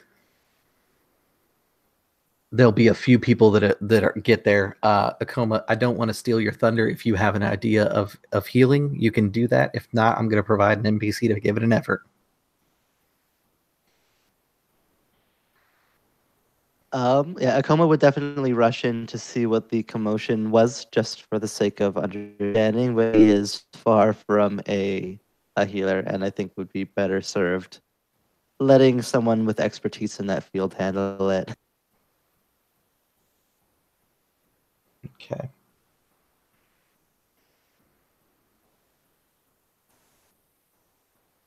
Dang it, Chris! I almost sent your character away to be with your little girly friend. I almost no. So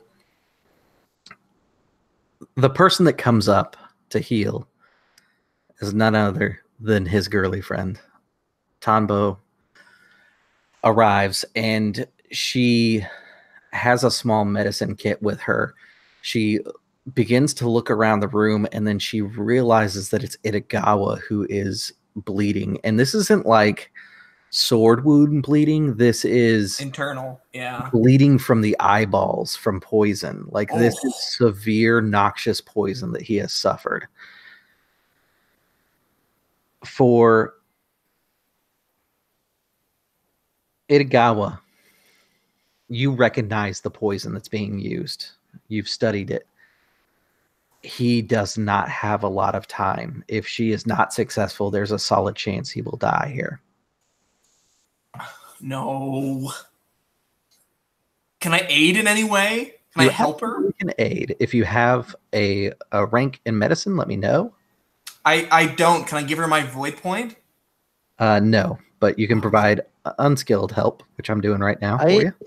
I have a bit of a curious question. So I don't have medicine as a skill, but I do have expertise and knowledge in poison. Could I help under the guise of medicine when in reality it's something else? I don't know. I don't know if mechanics support that, but that would be my inclination. Yeah, it would count as unskilled help, which I will do right now. So I'm adding you to the pool here. All right. Yeah, so he's like giving this advice as if he's like a doctor who's studied in removal of poison, but in reality it's his shinobi training taught to resist poison in the event that it happens. You're like talking about it like you've read a book somewhere about poison. Like you're trying to hide how much you actually know. Well, I imagine like he knows the stages of like how bad it's going to get over time, like because like he knows how long it'll take to kill somebody. So like, oh, he's hemorrhaging already. Like we need to prepare for this because this is going to happen next. Stuff like that. After a few moments, she breaks out a scalpel, and normally a samurai would not lower themselves to doing this kind of work. There would be a hennin that would be in charge of this work, but there's no time. She cuts into him, and she begins performing surgery to try and remove the poison as best as possible. It's a dangerous procedure, but it goes through successfully. She's able to stop the bleeding and stitch you back up. You are at your full fatigue. You're conscious. The bleeding has stopped, and you still have your damaged organ. That's a permanent thing. And just for clarification, a lost finger is also permanent? Yeah, no, that's fine. I'm not even paying attention to the bleeding right now. Like, I think only just now that his life is no longer in peril do I recognize that I'm missing a finger. Mm-hmm. And I think you would have like consciously like held your finger to at least like delay the bleeding, because really bleeding only does problems when you make skill checks.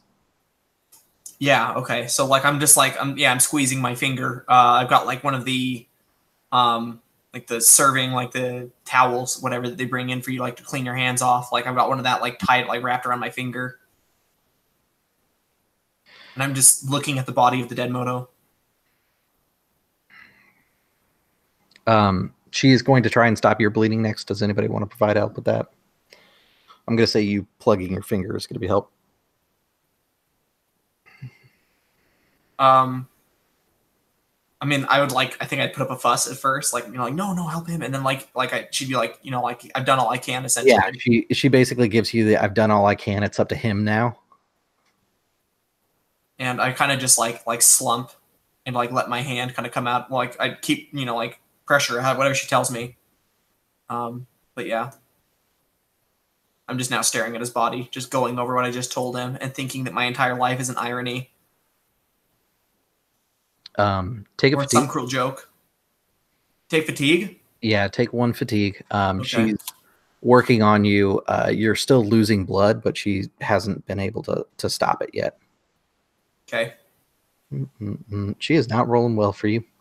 Take another fatigue. All right, lucky me. At this point, the color's starting to drain from my face. She is able to finally stop the bleeding. I think your wound was just it was like not just like a finger, it like got into the groove right there. So like it was just spurting blood everywhere. It was one of those ones that's just hard to stop. And it's just like spraying everywhere. Mm-hmm. Yeah. He's lost a lot of color at this point. His face is kind of white. He's at 5 fatigue out of his 8 endurance. And yeah, he kind of just puts his head back against the wall and just like slowly just like closes his eyes and just like starts shaking his head. Like he can't believe what has happened.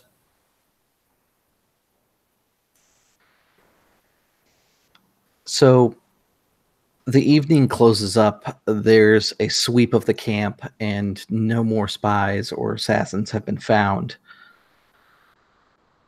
For Akoma, you recognize this tactic. This person didn't poison with the intention to necessarily kill. They were going to kill with an implement. The idea was to strike fear in the enemy and break the army before they went to the front lines, or cause them to be delayed. You can address that however you want, but you, knowing shinobi stuff, would know what they're doing.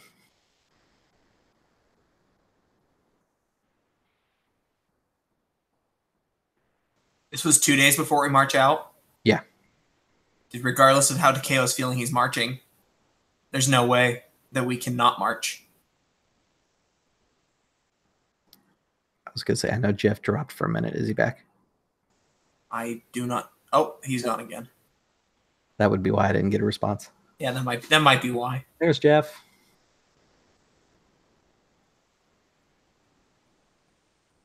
I know you had a lightning storm. Jeff, are you still with us?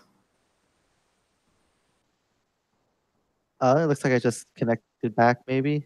I just dropped. What I was saying, Jeff, is that you know shinobi tactics. This was meant to either delay the army or break their morale by killing the commander.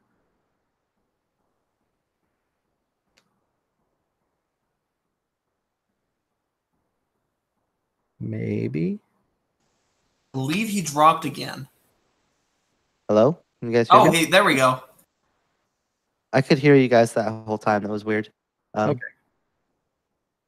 Yeah, I was just elaborating that even if it doesn't kill the commander, at the very least, it causes chaos and disrupts planning, and it's a very kind of multifaceted plan at the expense of one life. It's a fairly simple tactic.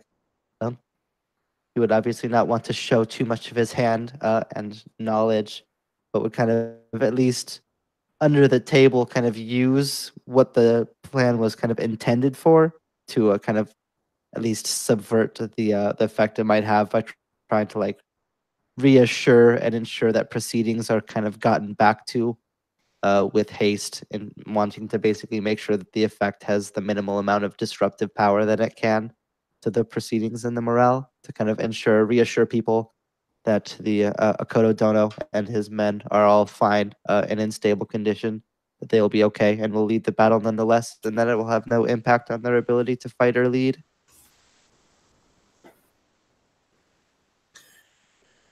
Yeah, I think Takeo would make the effort to ensure that this changes nothing. I don't know. I mean, he went down and like is super poisoned. Can Itagawa even like lead an the infantry cohort?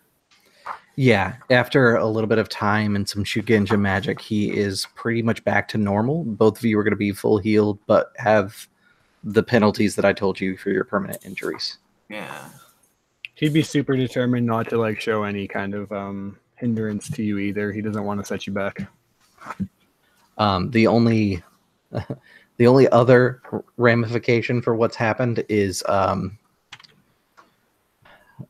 Tombo Cow will speak with Itagawa, and she is pretty much insisting on joining you on the front lines to make sure that you are safe.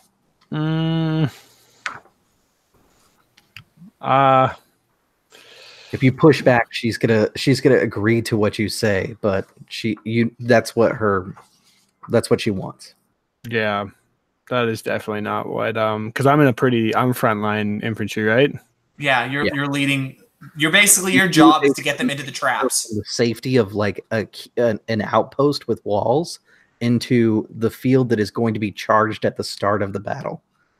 I'm gonna go with the ploy that the Daimo Akodo Takeo has already given the orders that she is needed elsewhere, and although I appreciate her concern, I will promise her and take off my mask and promise her that I will be okay and that I will see her again. Okay. She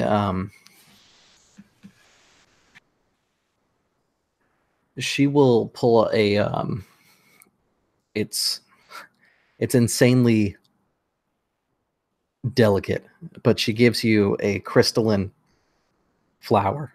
It's a blooming lotus. And she says, just make sure you return this to me. She finally agrees to what you asked for. Would nod, of course. You'll see this again before too long.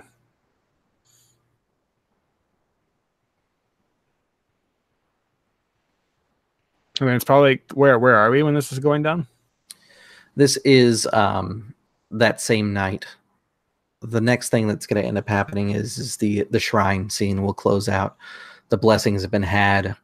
We have this moment where the army marches, and it will lead to the war front, which I'm displaying on my screen. Let me get this a little bit more. There we go. As a heads up, I would have obviously warned the Emperor of what their ploy is with the elephants over the mountains, and I would hope that other clans are going to join this conflict, as the Unicorn are very definitely overstepping their boundaries. This is a full invasion at this point. Yeah, it definitely is. From the word that you received that the Scorpion are taking it as a serious threat, and that they intend to meet them in the mountains.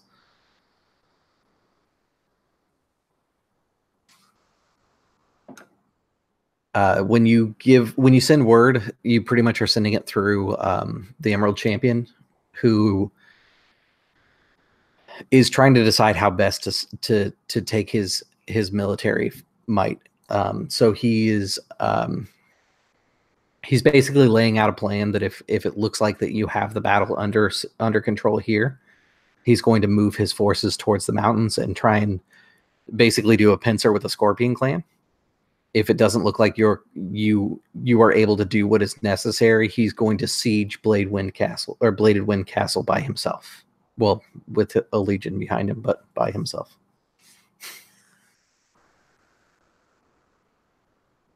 Okay. Let's talk about some intel that you guys were able to gather. Yeah, based off what we know now, I would have our cavalry, our Unicorn cavalry in the woods, kind of move up a little further, so they still can't be seen, but so that they're ready to come straight in from the side and hammer and anvil them. I would have our other cavalry, instead of being directly behind, move up on the other side, kind of not necessarily all the way forward, but kind of just like ready to come in from an angle. After the one rush passes through Shibakuzen. After the one rush passes through from the woods, that he's going to hit them from the other side after they come out of the traps. Okay. So actually, he'll stay where he is, but yeah. Yeah, so he'll just kind of go out and like circle around and then come in after the other cavalry is out. on the other side of the traps, just so we don't have a fiesta of horses running into each other in the center, and we don't trample our infantry. I'd have the infantry a little bit further back too in the traps. That's fine. It's a relative map. Yeah, I'd want them towards the back of it so they hit as many hurdles as possible. Yeah, I gotcha. Yeah, and I think that's what I'd mostly do. I'd keep the archers where they are so they can pick off any stragglers who try to run back over the river. So hopefully we can wipe out one of their heavy cavalry right off the bat. So I didn't do NPC leader tags. Okay. When you engage and that becomes necessary, I'll give you NPC names. Okay. But to give you an idea, because unfortunately I had to make this kind of quick before our game started. The ones in the high ground here, these are going to be a cavalry unit, which I'm going to mark with lightning because they're fast cavalry. This one is a siege unit, which we'll mark with a wrench. Yeah. This is a siege unit. Actually, no, sorry, that's not a siege unit. This is an infantry unit, which we'll mark with a muzzle guy, but not a wrench. This is an infantry unit. Give him a muzzle guy too. Man, those muscly infantry units Are siege units. They've only got one set of cavalry? And then a second cavalry unit up here. Oh, never mind. Okay. And he has a cavalry unit. 3 cavalry units, 2 infantry, and 2 siege. Okay. And I'm going to mark you guys the same way. Cavalry.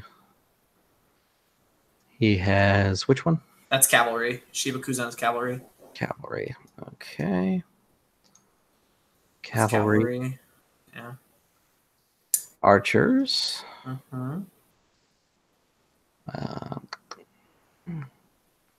Could you do the arrow sticking out his back? And that's our Shugenja. Mystic. We'll do the heart with chains or whatever that is. And Looks like it's like a heart and a sun. That's our scouts. that's our scouts. Our scouts. And then I've got our siege unit. Which one are you running? The siege? Okay, so Yeah, I'm siege. So they, I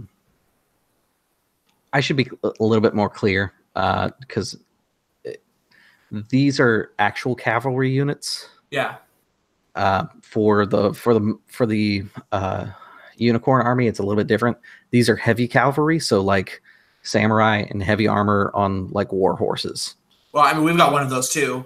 Right, which is this one right here. And then our other ones are just on like war ponies. These are light cavalry units.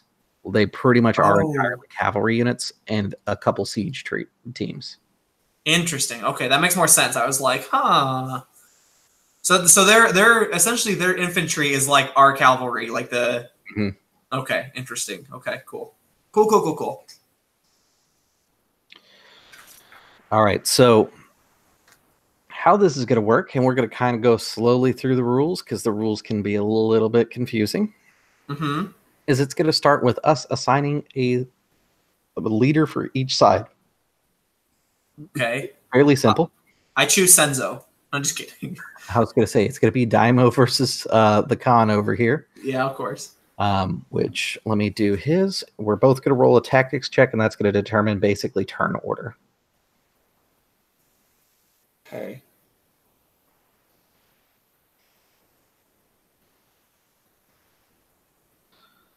Yes. He's actually a fairly decent commander.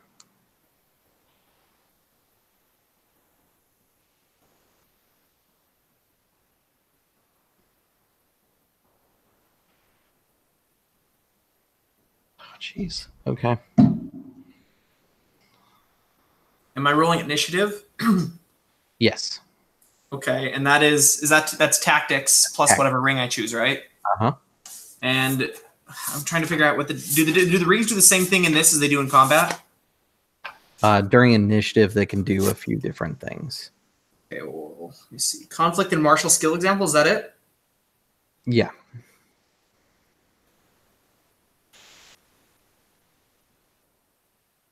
The Okay, I'm gonna go fire. I was gonna say the general base of what the fire ring does, for example, does work. So like you can turn your strifes into successes.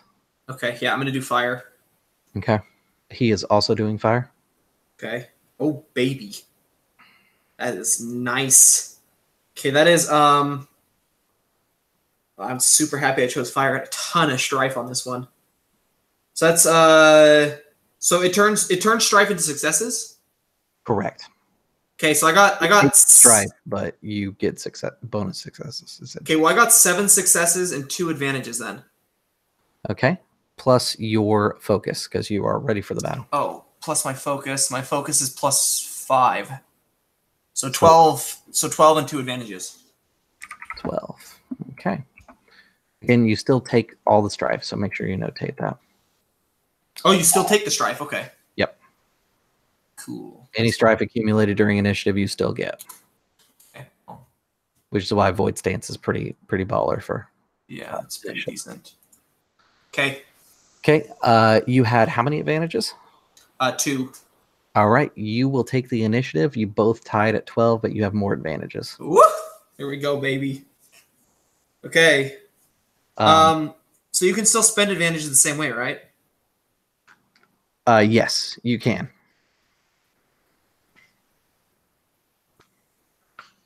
I'm going to use both of them to make the cavalry group is going to charge. Mm-hmm. I'm going to use that to increase the TN of their check by 2. Okay. Sounds good. Okay.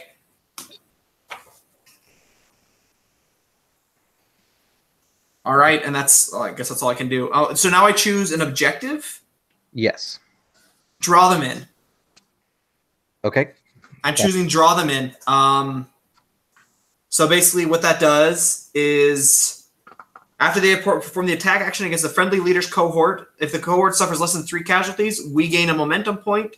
After an enemy's army leader challenges or accepts a challenge from a friendly leader, they accrue 1 momentum. The strategic objectives are filled when they accrue a number of momentum points equal to or exceeding the enemy commander's vigilance. So I can change objectives each round, right? Correct. Kind of like when we did momentum in the social intrigue scene. These are skill challenges. You as the leader get to decide what your skill challenge is for the round, and then everybody works towards that skill challenge. Okay, draw them in then. That's what I'm choosing because it's going to be important that we crush this first heavy cavalry unit that comes in. Okay, perfect.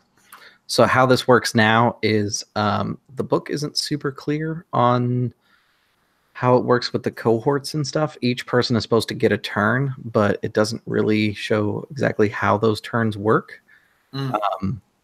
I think the best thing to do is we do an initiative check for everybody else now and then figure in what they have. That way I can figure out where they are on the board. Okay, so everybody else go ahead and do your initiatives then. Yeah. And this is a tactics check plus whichever ring you choose plus your focus. Yep. Yes, you all do an initiative, which is going to determine when your unit is able to take a turn. I am going to blanketly roll for these guys with this. Okay.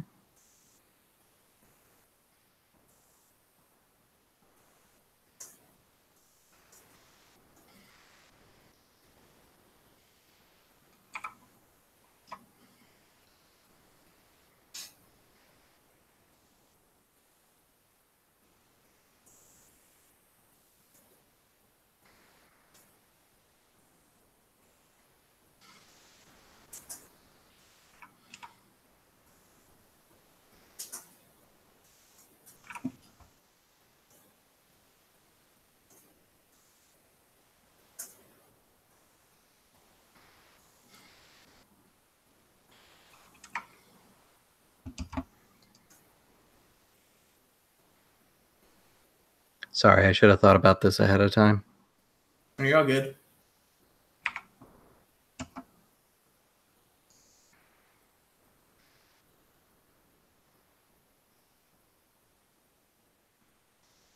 Did you include your focus, by the way, Chris? Because you got to add that to your roll. Okay, 6. Cool. I'm giving them generic numbers to kind of start things off, just so that I can figure out what the order should be. Yeah, that's fine. Then a 3 turns into a 5. Okay. All right, cool. Okay. It's going to be all of you guys first. Okay. So basically the way this one's going to work is you have the skill challenge that's been issued to you is draw them in. You guys can take actions, which are listed on page 278 of the core rulebook, to try and draw in the forces. The kind of easy ones here is to, oh, here it is. Reinforce.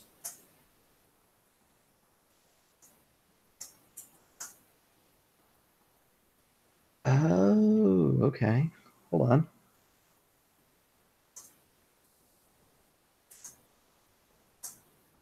Oh, this is interesting. Okay, never mind. You guys don't do your own initiatives.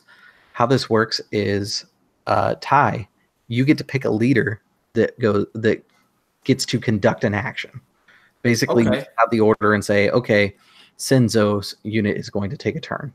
Oh, okay. Well, I And immediately choose Itagawa then because he's at the forefront of our plan. Okay, cool. So Itagawa, it will be your turn first. The options that are inside the book, and we can get a little flexible with this stuff too, is assault, which is basically the attack option. Like move across the river and attack them, basically. Yeah. Challenge, which is kind of a way for you to draw people out. It also is a way for you to basically challenge a enemy leader to single combat. So if you are successful, you could take like this infantry unit that's across the way and challenge their leader to come down here and face you one-on-one. You can rally, which is going to remove panic, which you guys haven't started getting yet. And then reinforce, which basically what this does is it allows you to reinforce the fortifications that you're currently in, making them stronger. Okay. You dig in and you hold the position at all costs is what it describes it as. And to understand my role in this is it is to draw them all into this area and spring the traps that are set. Correct. And basically there's a few ways that you can win a battle.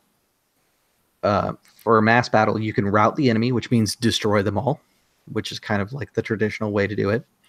There's a morale collapse, which basically if you guys give them more panic than they have inside their discipline, they're going to break apart from morale. So if you can inflict 45 panic, they will fall apart as an army. The rout means that you have to defeat 60 points of strength, essentially. To give you an idea, they have the same discipline you have, but they have 10 points more of strength than you have. And then the last one is strategic victory, which is there's an option called seize victory, where you have to collect strategic points, which are done by accomplishing the task that the leader of the army does. And once you've accumulated enough points, you win. All right. And to understand the challenge, is that calling one single person over for single combat, or is that like, hey, come fight us, your entire platoon? Or So it's not a bad idea to do it, because what would end up happening is his whole unit would come down there, and then they would come to challenge you. So you happen to be in a trapped field. If you do this successfully, I do have to warn you, they're gonna ride down and they're gonna come plant themselves over here. Basically, they're gonna trigger a bunch of traps going into this. You will lose honor for drawing them into traps, and it's gonna turn into a regular battle anyways if you do it. But it's not gonna be a huge honor loss.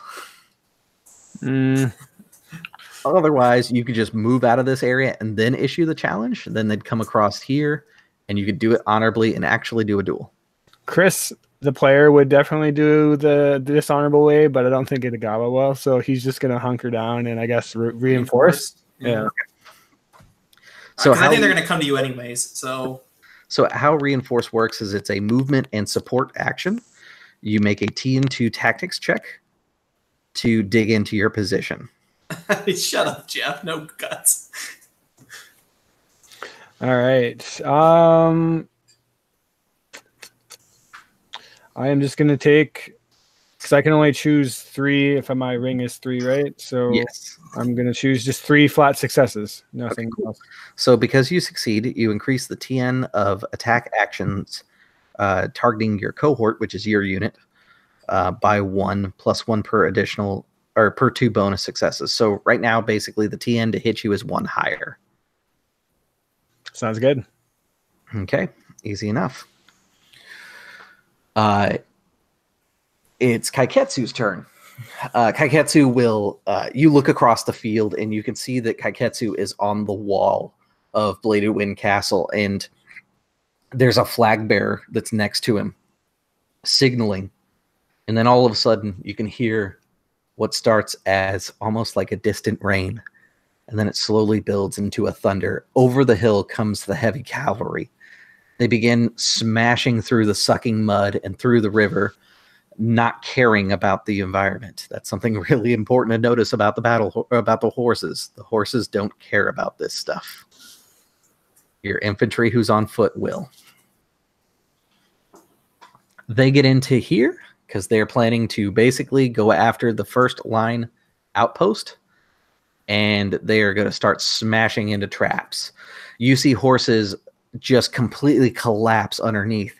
You can hear bear traps going off in these huge caltrops that have been forged and hidden inside the fields here. The horses are screaming out in pain. Riders are being thrown. There's still some that make it through, but they're going to attempt to make an assault on you. Just to be clear, Kaiketsu's plan is to cut off the head. So they have TN increased by 2 for me too, from the fire. Yep. Plus the 1 from. So they need to make a TN5 tactics check, which they cannot possibly succeed unless they get a lot of explosions. Okay. Yeah, they can't. So I'm going to take the 2 opportunity and use that for. There we go. As they go in, it's pure chaos. It's a mess of horses falling apart. They clash and smash into Itagawa's forces. Itagawa, you take 2 stress as your army gets this push of people coming in, and then I'm also going to inflict 1 point of panic against you guys.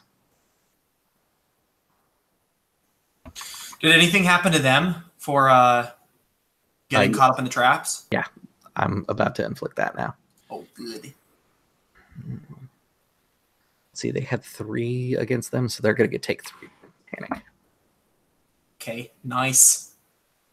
And their strength is going to be reduced by, I'm going to say 1 because it's a natural thing. All right, cool.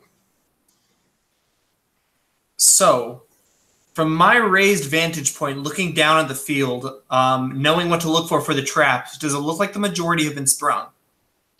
Yeah, it's still a fortified area that could be used to your advantage, but it's not going to have the same impact anymore. Okay. So I kind of smile and I kind of look over to like one of my attendants to my side and I nod to him and he walks away and comes back with a pike. And I lift it up and I plant it on the wall and you see at the very top of it is the head of the assassin. And I look across the way to Kaiketsu and I raise my hand and I only point at the one missing finger, as in this is as close as you got. Mm-hmm. And then I look down at the field and I look, since it looks like the majority of the traps have been sprung and I know that my unicorn allies know where they are as well, I kind of nod to my signaling fan and they do a series of like flapping and turning towards the woods, and you see thundering out of the woods come my heavy cavalry.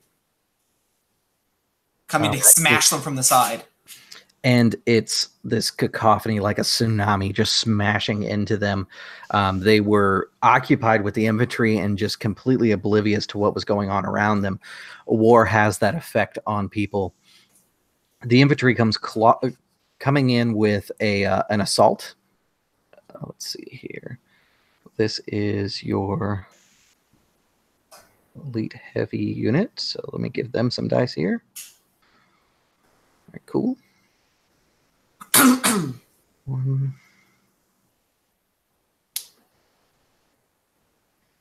2, and 3. Okay, cool. And an opportunity, which... Okay. They smash in with the assault. If you succeed, you deal attrition to the enemy equal to your ranks in command plus bonus successes. So she's got no bonus successes, but she does have a 3. So -3. And then because she is an elite cavalry unit, she's also going to deal panic equal to her survival, which will be a 4 because she's really good at that. You can see that the enemy forces were not prepared for this. They're beginning to panic and break, and Kaiketsu just kind of smirks from his position, and he gives out an order to his men. He's looking to rally his forces. He begins to kind of give a speech. He's too far away for you to make out exactly what's happening, but you can see the spirits of the men that were starting to break start to become reinforced.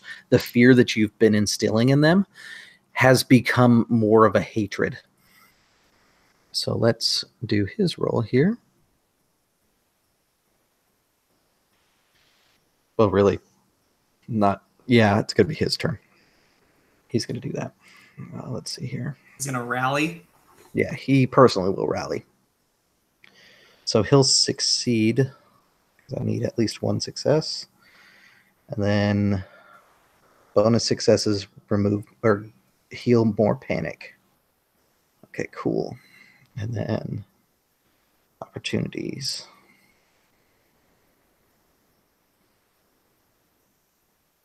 Yeah, that's it. He used... Okay.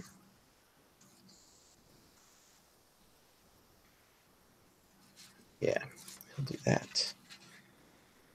And...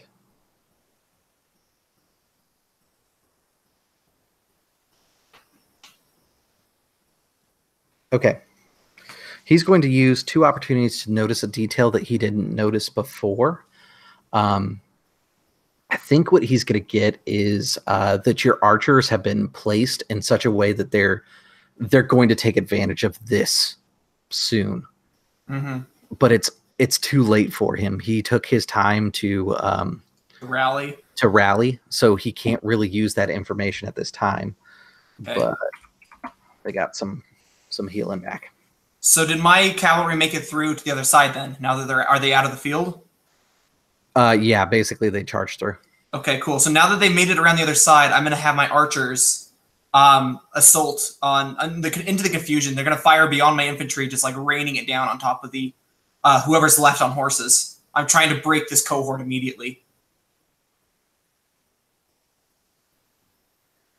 Okay. Maintain the advantage. So that will be the archers, you said? Yep. Okay, they'll make tactics roll. Let's see. This is Senzo who's doing it. How far can their cavalry move on a single turn? So movement is fluid because it's a narrative system. Yeah. Basically, I will tell you what seems fair. And okay, so like for example, their other heavy cavalry couldn't make it all the way to my Shugenja. That would make no sense. Yeah, it's abstract. Like because they're on heavy horses, they basically went from this zone to this zone to this zone, and that's really they're still probably right here. They're kind of coming out of it. Oh, so right as they're coming out is when my archers are firing. Yeah. Okay. Yeah, so really, they're kind of like in this in between right here. Your archers don't really have to worry about firing upon them at the moment. Because it's an open field. No, because they rolled like awesome bosses and they're spending advantages to not hit their opponents. Okay, cool. Sweet. We'll go ahead and give it to him, Archer. Another assault. Yep. So that will be... So that is deal attrition equal to command plus bonus successes. He has a 2 plus 1, so that's -3. And then what do archers do? Archers, go in there. Perform reinforcement action, so no worries about that. Oh, so the archers perform the reinforce action. If they perform it, you get bonuses. Oh. Interesting. Whereas, like the cavalry, they performed an assault this last turn, so they got their bonus in. Oh, I've got ideas for the next one. Yep. Kaiketsu kind of monitors what's going on, and he sends out the order to move the siege engines into place. And he's going to actually only one engine will move forward, which will be the close one. Now that I'm thinking about it. And that one's going to begin the assault. This is a Scorpion, so think of it like a ballista. Yeah, that fires like 30 ballista bolts at once. Yeah. Okay. This is an not really ballista. It's more of like it fires spears. Really, is what it's firing, not bolt like huge ballista bolts. Yeah. This is an anti-infantry unit. He's planning on raining down on your infantry right now. Okay, so they still have the increase in TN for attack actions, right? Because of his successes in reinforcing? For the reinforcement, yes, but not for your fire thing. That went away because it went to the next check.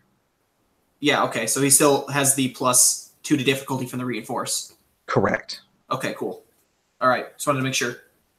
Well, it was +1 to difficulty, but yes. Okay. Okay.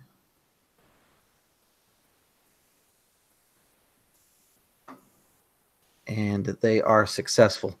The bolts rain down, and it's this moment where the sun is blacked out as all these spears come falling down into the field. Kaiketsu doesn't seem to be worried about his troops. It's coming down indiscriminately, just raining death on the entire terrain that's here. Of course it is. Kaiketsu's a piece of crap. That is going to be the command of the siege unit, which is 4. Oops. -4. And Ketsu is going to sacrifice some of his men. That's what made that as powerful as it was. So there we go. Okay. Interesting. All right. Next is your turn. And can I choose somebody who's already gone in the round? Or do I have to just keep swapping between people? Sorry, hold on a sec.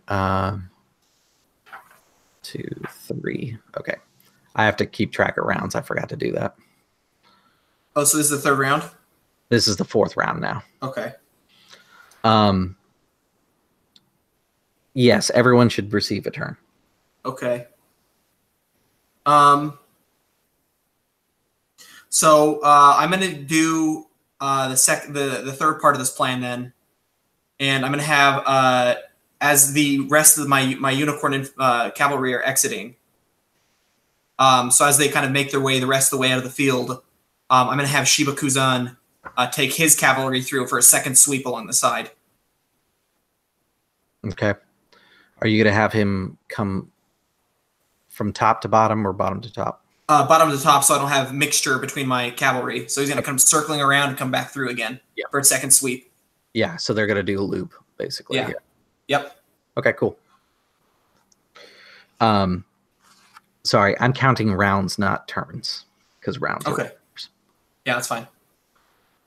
Okay, and he will have time to enter the space, but he will not have time to fully exit. So he can engage with an assault. Okay. Okay. You know what? I'm going to have you roll instead of me rolling, because that's easier on my life. Shiba has a 3 and 3 black, 3 white. Okay. All right, I'm rolling now. Oh my, that is very nice. Okay, so that's 2 exploding successes and 1 success and 1 strife. So that's 3. 1 more success, 4, and an advantage. So 4 successes, 1 strife, and 1 advantage. Okay, so he gets 2 in command plus the 2 extra successes he got. So that's 4 done there. Plus he assaulted with a cavalry unit. So he's going to cause panic equal to his survival rank, which is only a 1, but still helpful. Okay. There's a lot of bookkeeping that comes with mass combat. I actually kind of like the way it's working out so far, but that's interesting considering how narrative the rest of the system's been. Yeah, for sure. Okay, cool. Kaiketsu pushes his signalman out of the way and grabs the flags himself. Clearly irritated, he begins kind of signaling again. He is going to move his next siege engine into place. And indiscriminately fire again? No, he's actually got other things in mind. This is a trebuchet, actually. Mm-hmm. And he's going to make an effort to take down the facility that you're in. Luckily, you're in an outpost, so it's going to raise the difficulty of this. Okay. Let's clear that. And how far can scorpions fire? Like, what kind of siege am I? Say again? What kind of siege am I? Am I a scorpion too? No, you're prepared for horses. So what you have is what's the best way to describe this thing? You have fire, basically giant barrels that can be moved around quickly that leak oil, and you can set fire to things. I don't want to set fire to my own lands. Okay. All right. Right. If you are controlled about it and you are across the river, it can be very useful to you. However, this is still lion lands over here, but the lion are used to slash and burn tactics when it comes to warfare. So yeah. Okay, interesting. All right. So they fire on who? Me? On the outpost? Yes, they're going to fire on the outpost. Okay. They should have taken an aim action.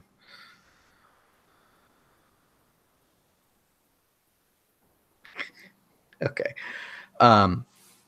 The first bolt flies and it hits the edge of your outpost. Your outpost is actually kind of a makeshift one. It was dubbed First Line, or Sasho no Gyo. The boulder that was hurled at you hits the wall and it ricochets down. You can see that this was a test round, and what they are loading up next is going to be a special ammunition. Essentially, they're going to light that thing on fire and launch it at you next. Your defense has proved to be too good for it, however, this turn. Okay, interesting. All right. So let me just make sure I'm doing this right.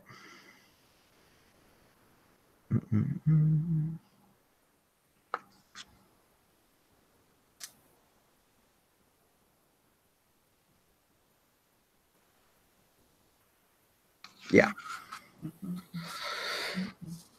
So there has been some damage to the building. It can be repaired essentially. That's what. Let me make sure I'm doing this right. No, sorry, no building damage. I guess buildings don't get damaged. That's a little weird. Oh, I see what it is. It's just how difficult it is to actually land an attack against you. Okay. Route you from it. Okay, that makes sense. Okay, interesting. Okay, so what exactly are my scouts? Your scouts are shinobi. They can do pretty much anything that an infantry can do.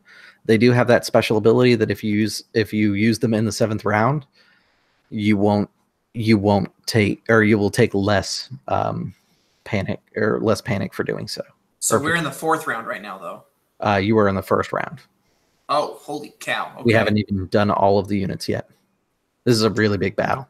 Okay. I'll have my Shugenja move. How far away can they be to use the reinforce? They're gonna want to be inside the area that they're gonna reinforce. They want to be inside the area. Okay, well, I don't want them to get hit by scorpion bolts, though.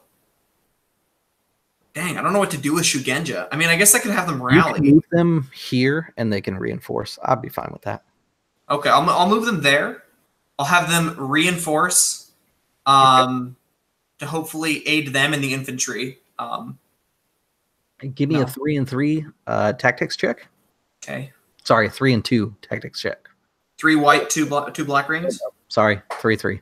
I forgot who Oh. you have as the commander. She actually knows shit about tactics. Yeah, dude. Previous Soko Meijin, man. Okay, roll. Here we go. Oh, okay, nice. That is currently, because I got 2 exploding again, so 3 successes, an advantage and 1 strife, and there's another success and advantage. So she gets 3 successes, 2 advantages, and 2 strife. Okay. Give me just 1 second here.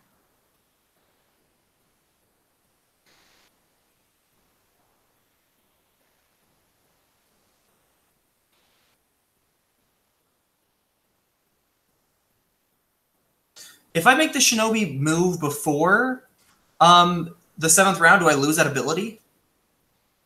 No, each round everyone's going to be able to take a turn, so you can use them this Oh. round. It's just Okay. in the 7th round, their ability suddenly becomes important. Okay. Cool. All right, so what was your total? I'm sorry, I was reading how. objective 3 was. successes, 2 advantages, and 2 strifes. Okay. So with that, you are able to reinforce. That's going to bring it up by 1. And then from there, Kaketsu will signal out to his troops and send out. I also get to remove casualties or panic from my army equal to my ranks in theology. Yes. So, what does it say? Remove panic? Panic or casualties. That's weird that it says casualties or panic. That must be a typo. They must mean bring up your strength, essentially. Okay. Well, That would be like performing mystical healing or calming them with theology. So she is actually, she'll actually have a notable rank. So she's got a 4 in theology. What would you like to nice. heal? Let's. What is their panic and attrition right now? Theirs is 47 and 39. I'm gonna boost my attrition. I was going to say, if you heal that will bring you back to the 50 that you started at. Yeah, so we're back to full, baby. Hey. Okay. Nice. So next, he is going to move heavy cavalry over here. And then he will also move his infantry out to the front here. You gotta move 2? Yeah, he's basically going to move only. He's not taking actions. Oh, okay. Interesting. All right. He's doing one thing, but it requires moving all of these people. Yeah. Okay. So see if they're barrels of oil. Basically, you can pick or must choose at least one leader to act. So technically, you can do more than one. I Okay. just realized that afterward. So, sorry. Oh, I can do more than one person act at the same time? That's what it looks like. Interesting. But I think they have to do the same action. So if you pick like I'll move. an People have to assault, move. Yeah. someone would be the assault leader and someone would be assisting. Interesting. Okay. Okay. Well, what I'm going to do then is I'm going to have my siege. Because I'm just trying to figure out how I'm going to actually use barrels without running out into the field.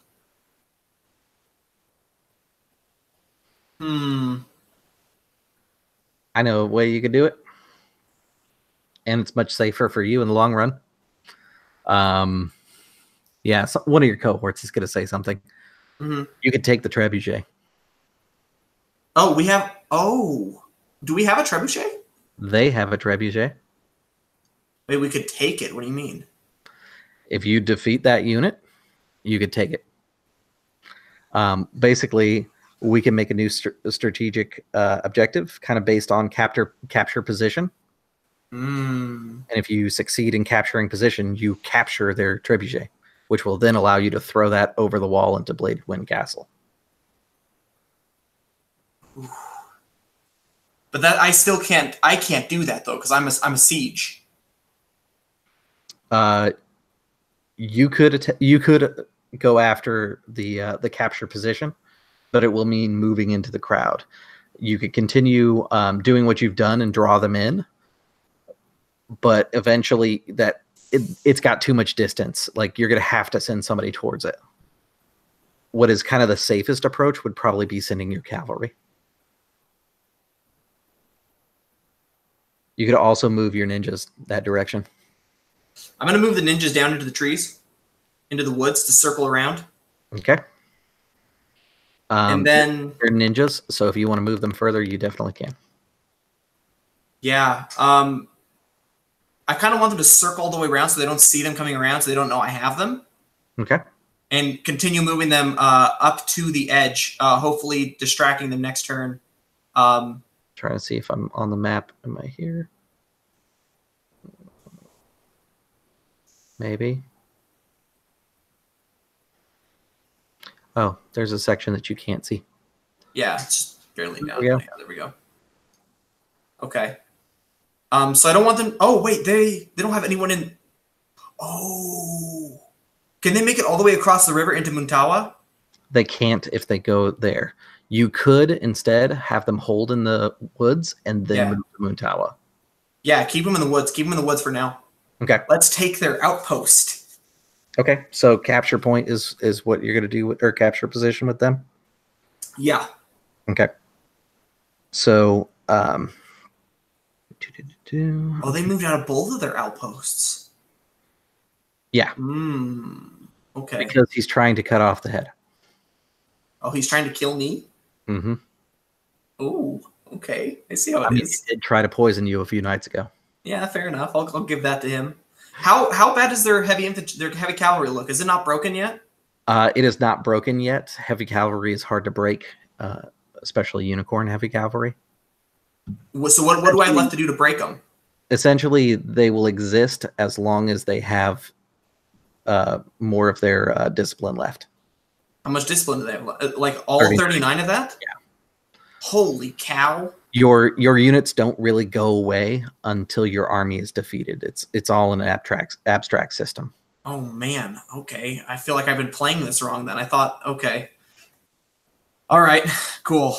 If you the way that we can do it is essentially you can do stuff like grind them down, where you perform an attack against an enemy leader's cohort, and then that is like targeting them. Now that they're inside the trapped area, what you've kind of started doing is moving towards that objective. Grinding them down? Mm-hmm. How many? You can only pursue one objective at a time, so you have to kind of figure out what the army is doing. If you want to move to capture the high ground or set up your ninjas to capture the high ground later, you could do that at the same time while grinding them down. Okay, now actually let's do grind them down right now, and then because I can still make them capture position, I just won't get a momentum point for it. Correct. Yeah, okay, let's do grind them down then, actually. Okay. Okay, and that's I haven't gone yet. Because we're still kind of learning this, I'm going to say that the assault that Shiba Kuzan did would be part of your grind them down, so you're going to accrue a momentum point for that. Oh, okay, cool. Okay, cool. Nice.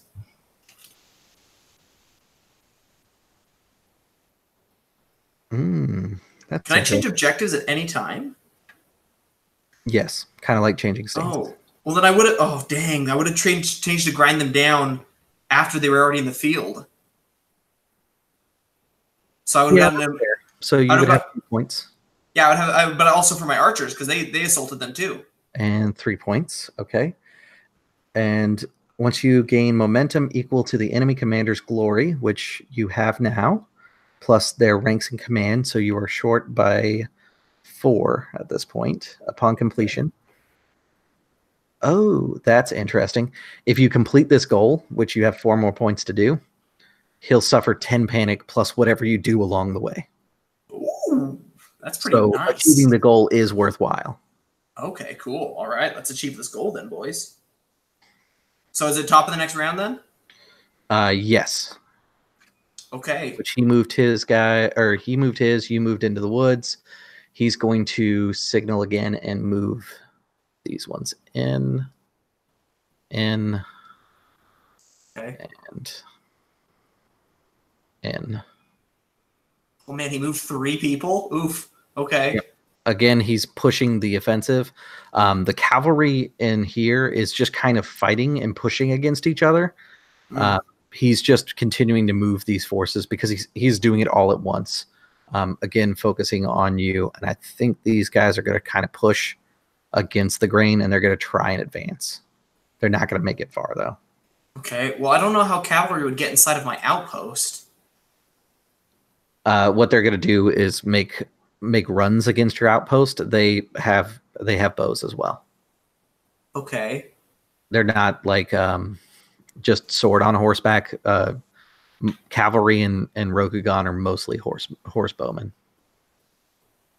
Interesting. Okay. So cut off the head. Let's see.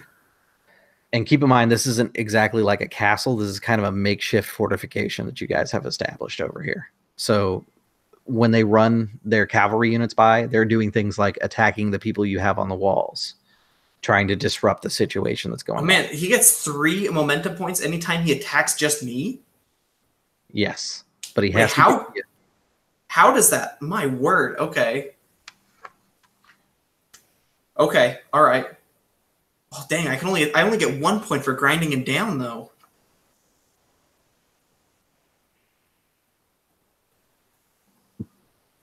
They have to bring down the fortification before they can actually get to you, though. Oh no! I get one momentum point per casualty the enemy army suffers. Oh, in that case, you actually have way more. Let's see. They started at 60, so 13 have been acquired. And I'm going to say that you've already done the panic because I can't go backwards and figure out what all the math would be. Okay. I think that's a fair estimate to say that you probably hit at least 7. So I've grinded them down then. Yeah. So they've dropped down to basically about half of what they had for panic. Can you do the same thing multiple times, like the same objective? Yeah. Interesting. Okay. So top of the order. Let's. It's your turn. Oh man. So how many? What do I have to get over for him? It's 8. It's 7 is what you have to get. I'm 1 away from getting it again. Mm-hmm. Infantry. I'm gonna have the infantry move up and assault. Okay. Yes, you can stage an attack like that where the cavalry assists the infantry, or the infantry assists the cavalry, and you pick whoever you want to make the roll. I'm going to suggest that the player rolls it, though. Yeah, I'm gonna do that. I'm gonna have him assist and get the assistance from Shiba Kuzan. No, actually, no, because the other person has the higher survival. So let's do her. You can get both, actually. Oh, okay. Well, then do both. Let's smash them right here and now. Yep. So go ahead and roll for an assault, which is going to be the TN2 tactics check to push the infantry forward. You're going to get 1 extra white die per helping unit. So that's 2 extra white dice, and you get to keep 2 extra out of your roll. Okay. How many extra from the help, sorry? You get 2 extra white dice for your roll, and you get to keep 2 extra to your result. All right, here we go.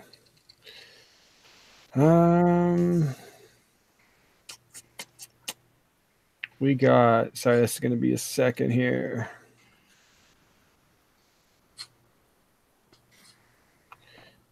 We got 3 exploding successes, 1 regular success. Let me re-roll the exploding success.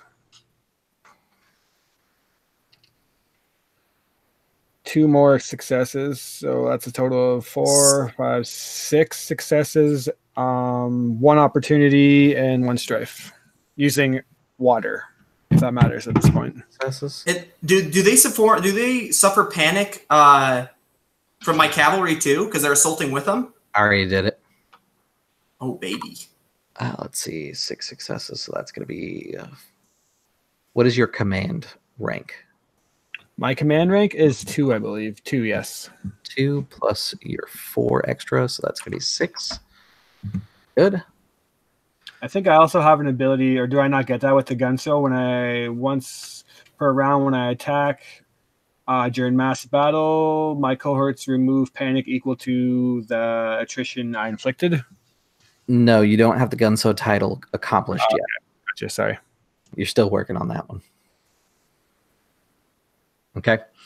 So this was a devastating blow. Basically, these horsemen kind of circled around again and just ran the fan with 2 cavalry units and an infantry unit backing them.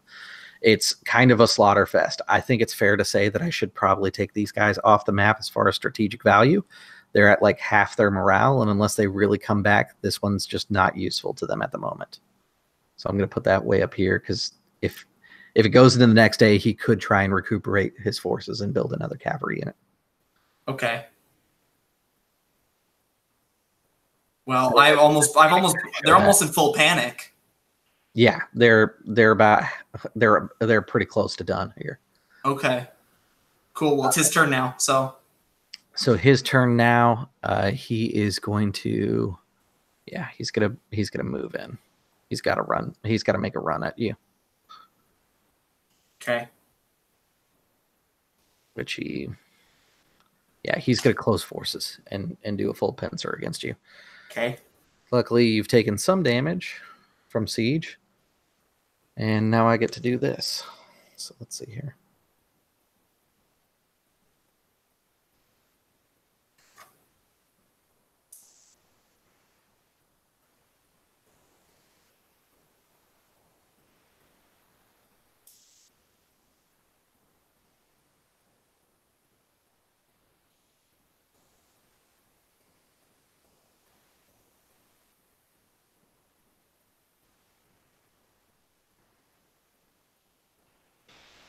All right.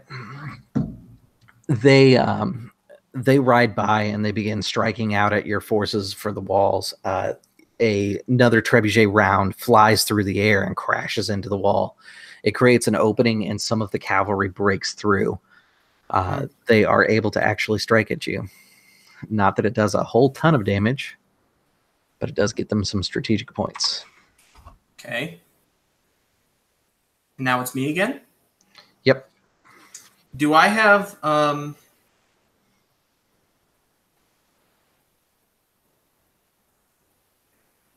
much panic are they at? 14 is what they've got left. Okay. I've got a ton of momentum. Mm-hmm. Basically, every time you fulfill the requirement, your momentum's spent, though. So,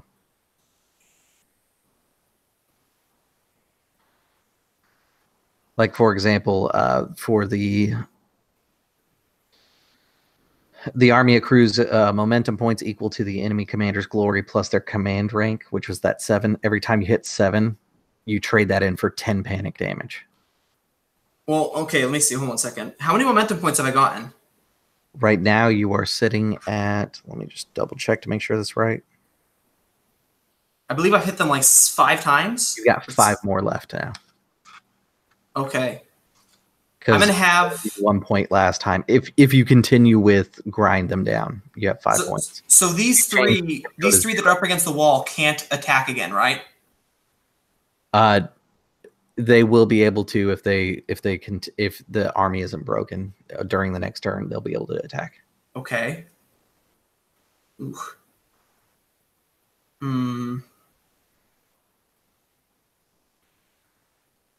They're at 14. I'm trying. How close am I to getting another panic? You need 2 more. 2 more? You continue with grind. I need 2 more momentum points. And let me see, you get that from each time you commit a casualty. I'm gonna have Senzo assault. Okay. I think that gives them.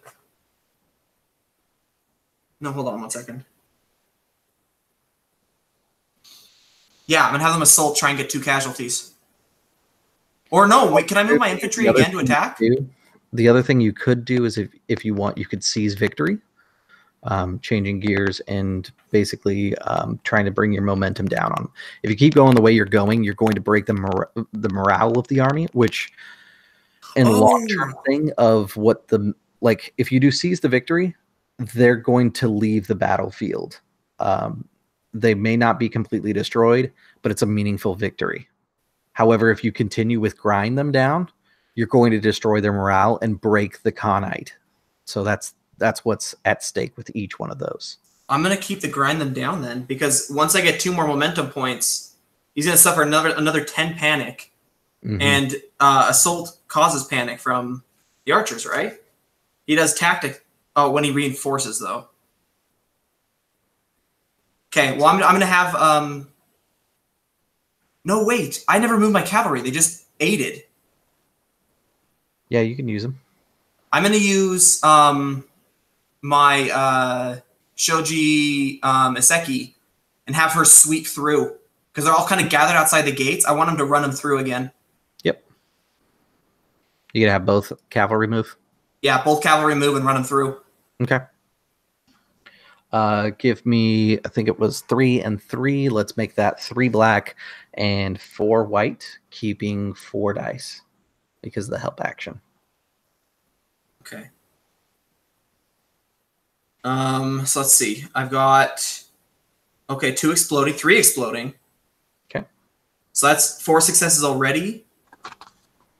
5 successes, 2 advantages, and 2 strife.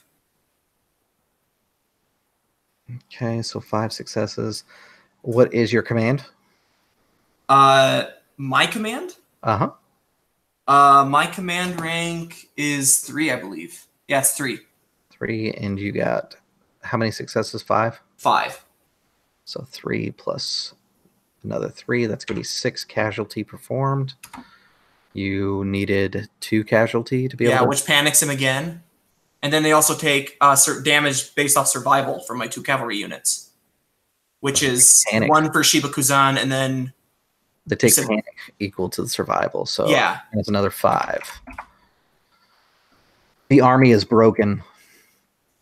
You can see the men that are left alive scattering. You did take out about half the men that were here, so out of the 20,000 that have been mustered to fight against you, they're down to 1 legion. Yeah, you basically have killed an entire legion worth of men. This river is running red with blood. The mud is like expanded twice the distance because that's all gore-slicked mud now. Your men suffered very light casualties. Their morale is still strong. The only thing that's left is Bladed Wind Castle. Our next session, because we went a little bit past what I intended tonight, will be the siege of Bladed Wind Castle and the confrontation of Kaiketsu to finally finish it all. So we're in round. Are we we're gonna do a full siege? We're in round 2 right now, or are we just gonna start by going in? It's gonna be going in. Sorry, Jeff. I totally didn't. You didn't get to do anything. I'm sorry, man. I was gonna say he'll have opportunity. Yeah, for sure. I mean, he's down beneath all their troops by himself to get in. Yeah, I think what I want to do, and I want to make sure that you guys are cool with this, is I think Jeff would have gotten a chance to push forward, and I'd like to start it off with him securing an entrance to the castle. Yeah, for sure. Oh, yeah, for sure. That's meaningful for the fight here. Yeah, for sure. Cool. So I will put together a little skill challenge. We're going to do the siege or the breaking in of the castle, and then the final fight against Kaiketsu and his lieutenants, and that should be the final climax of the story. So that was interesting. Got really tactical. I was kind of surprised. Yeah, no, for sure. All right, guys. Thanks for tuning in, and as always, I'll see you at the gaming table.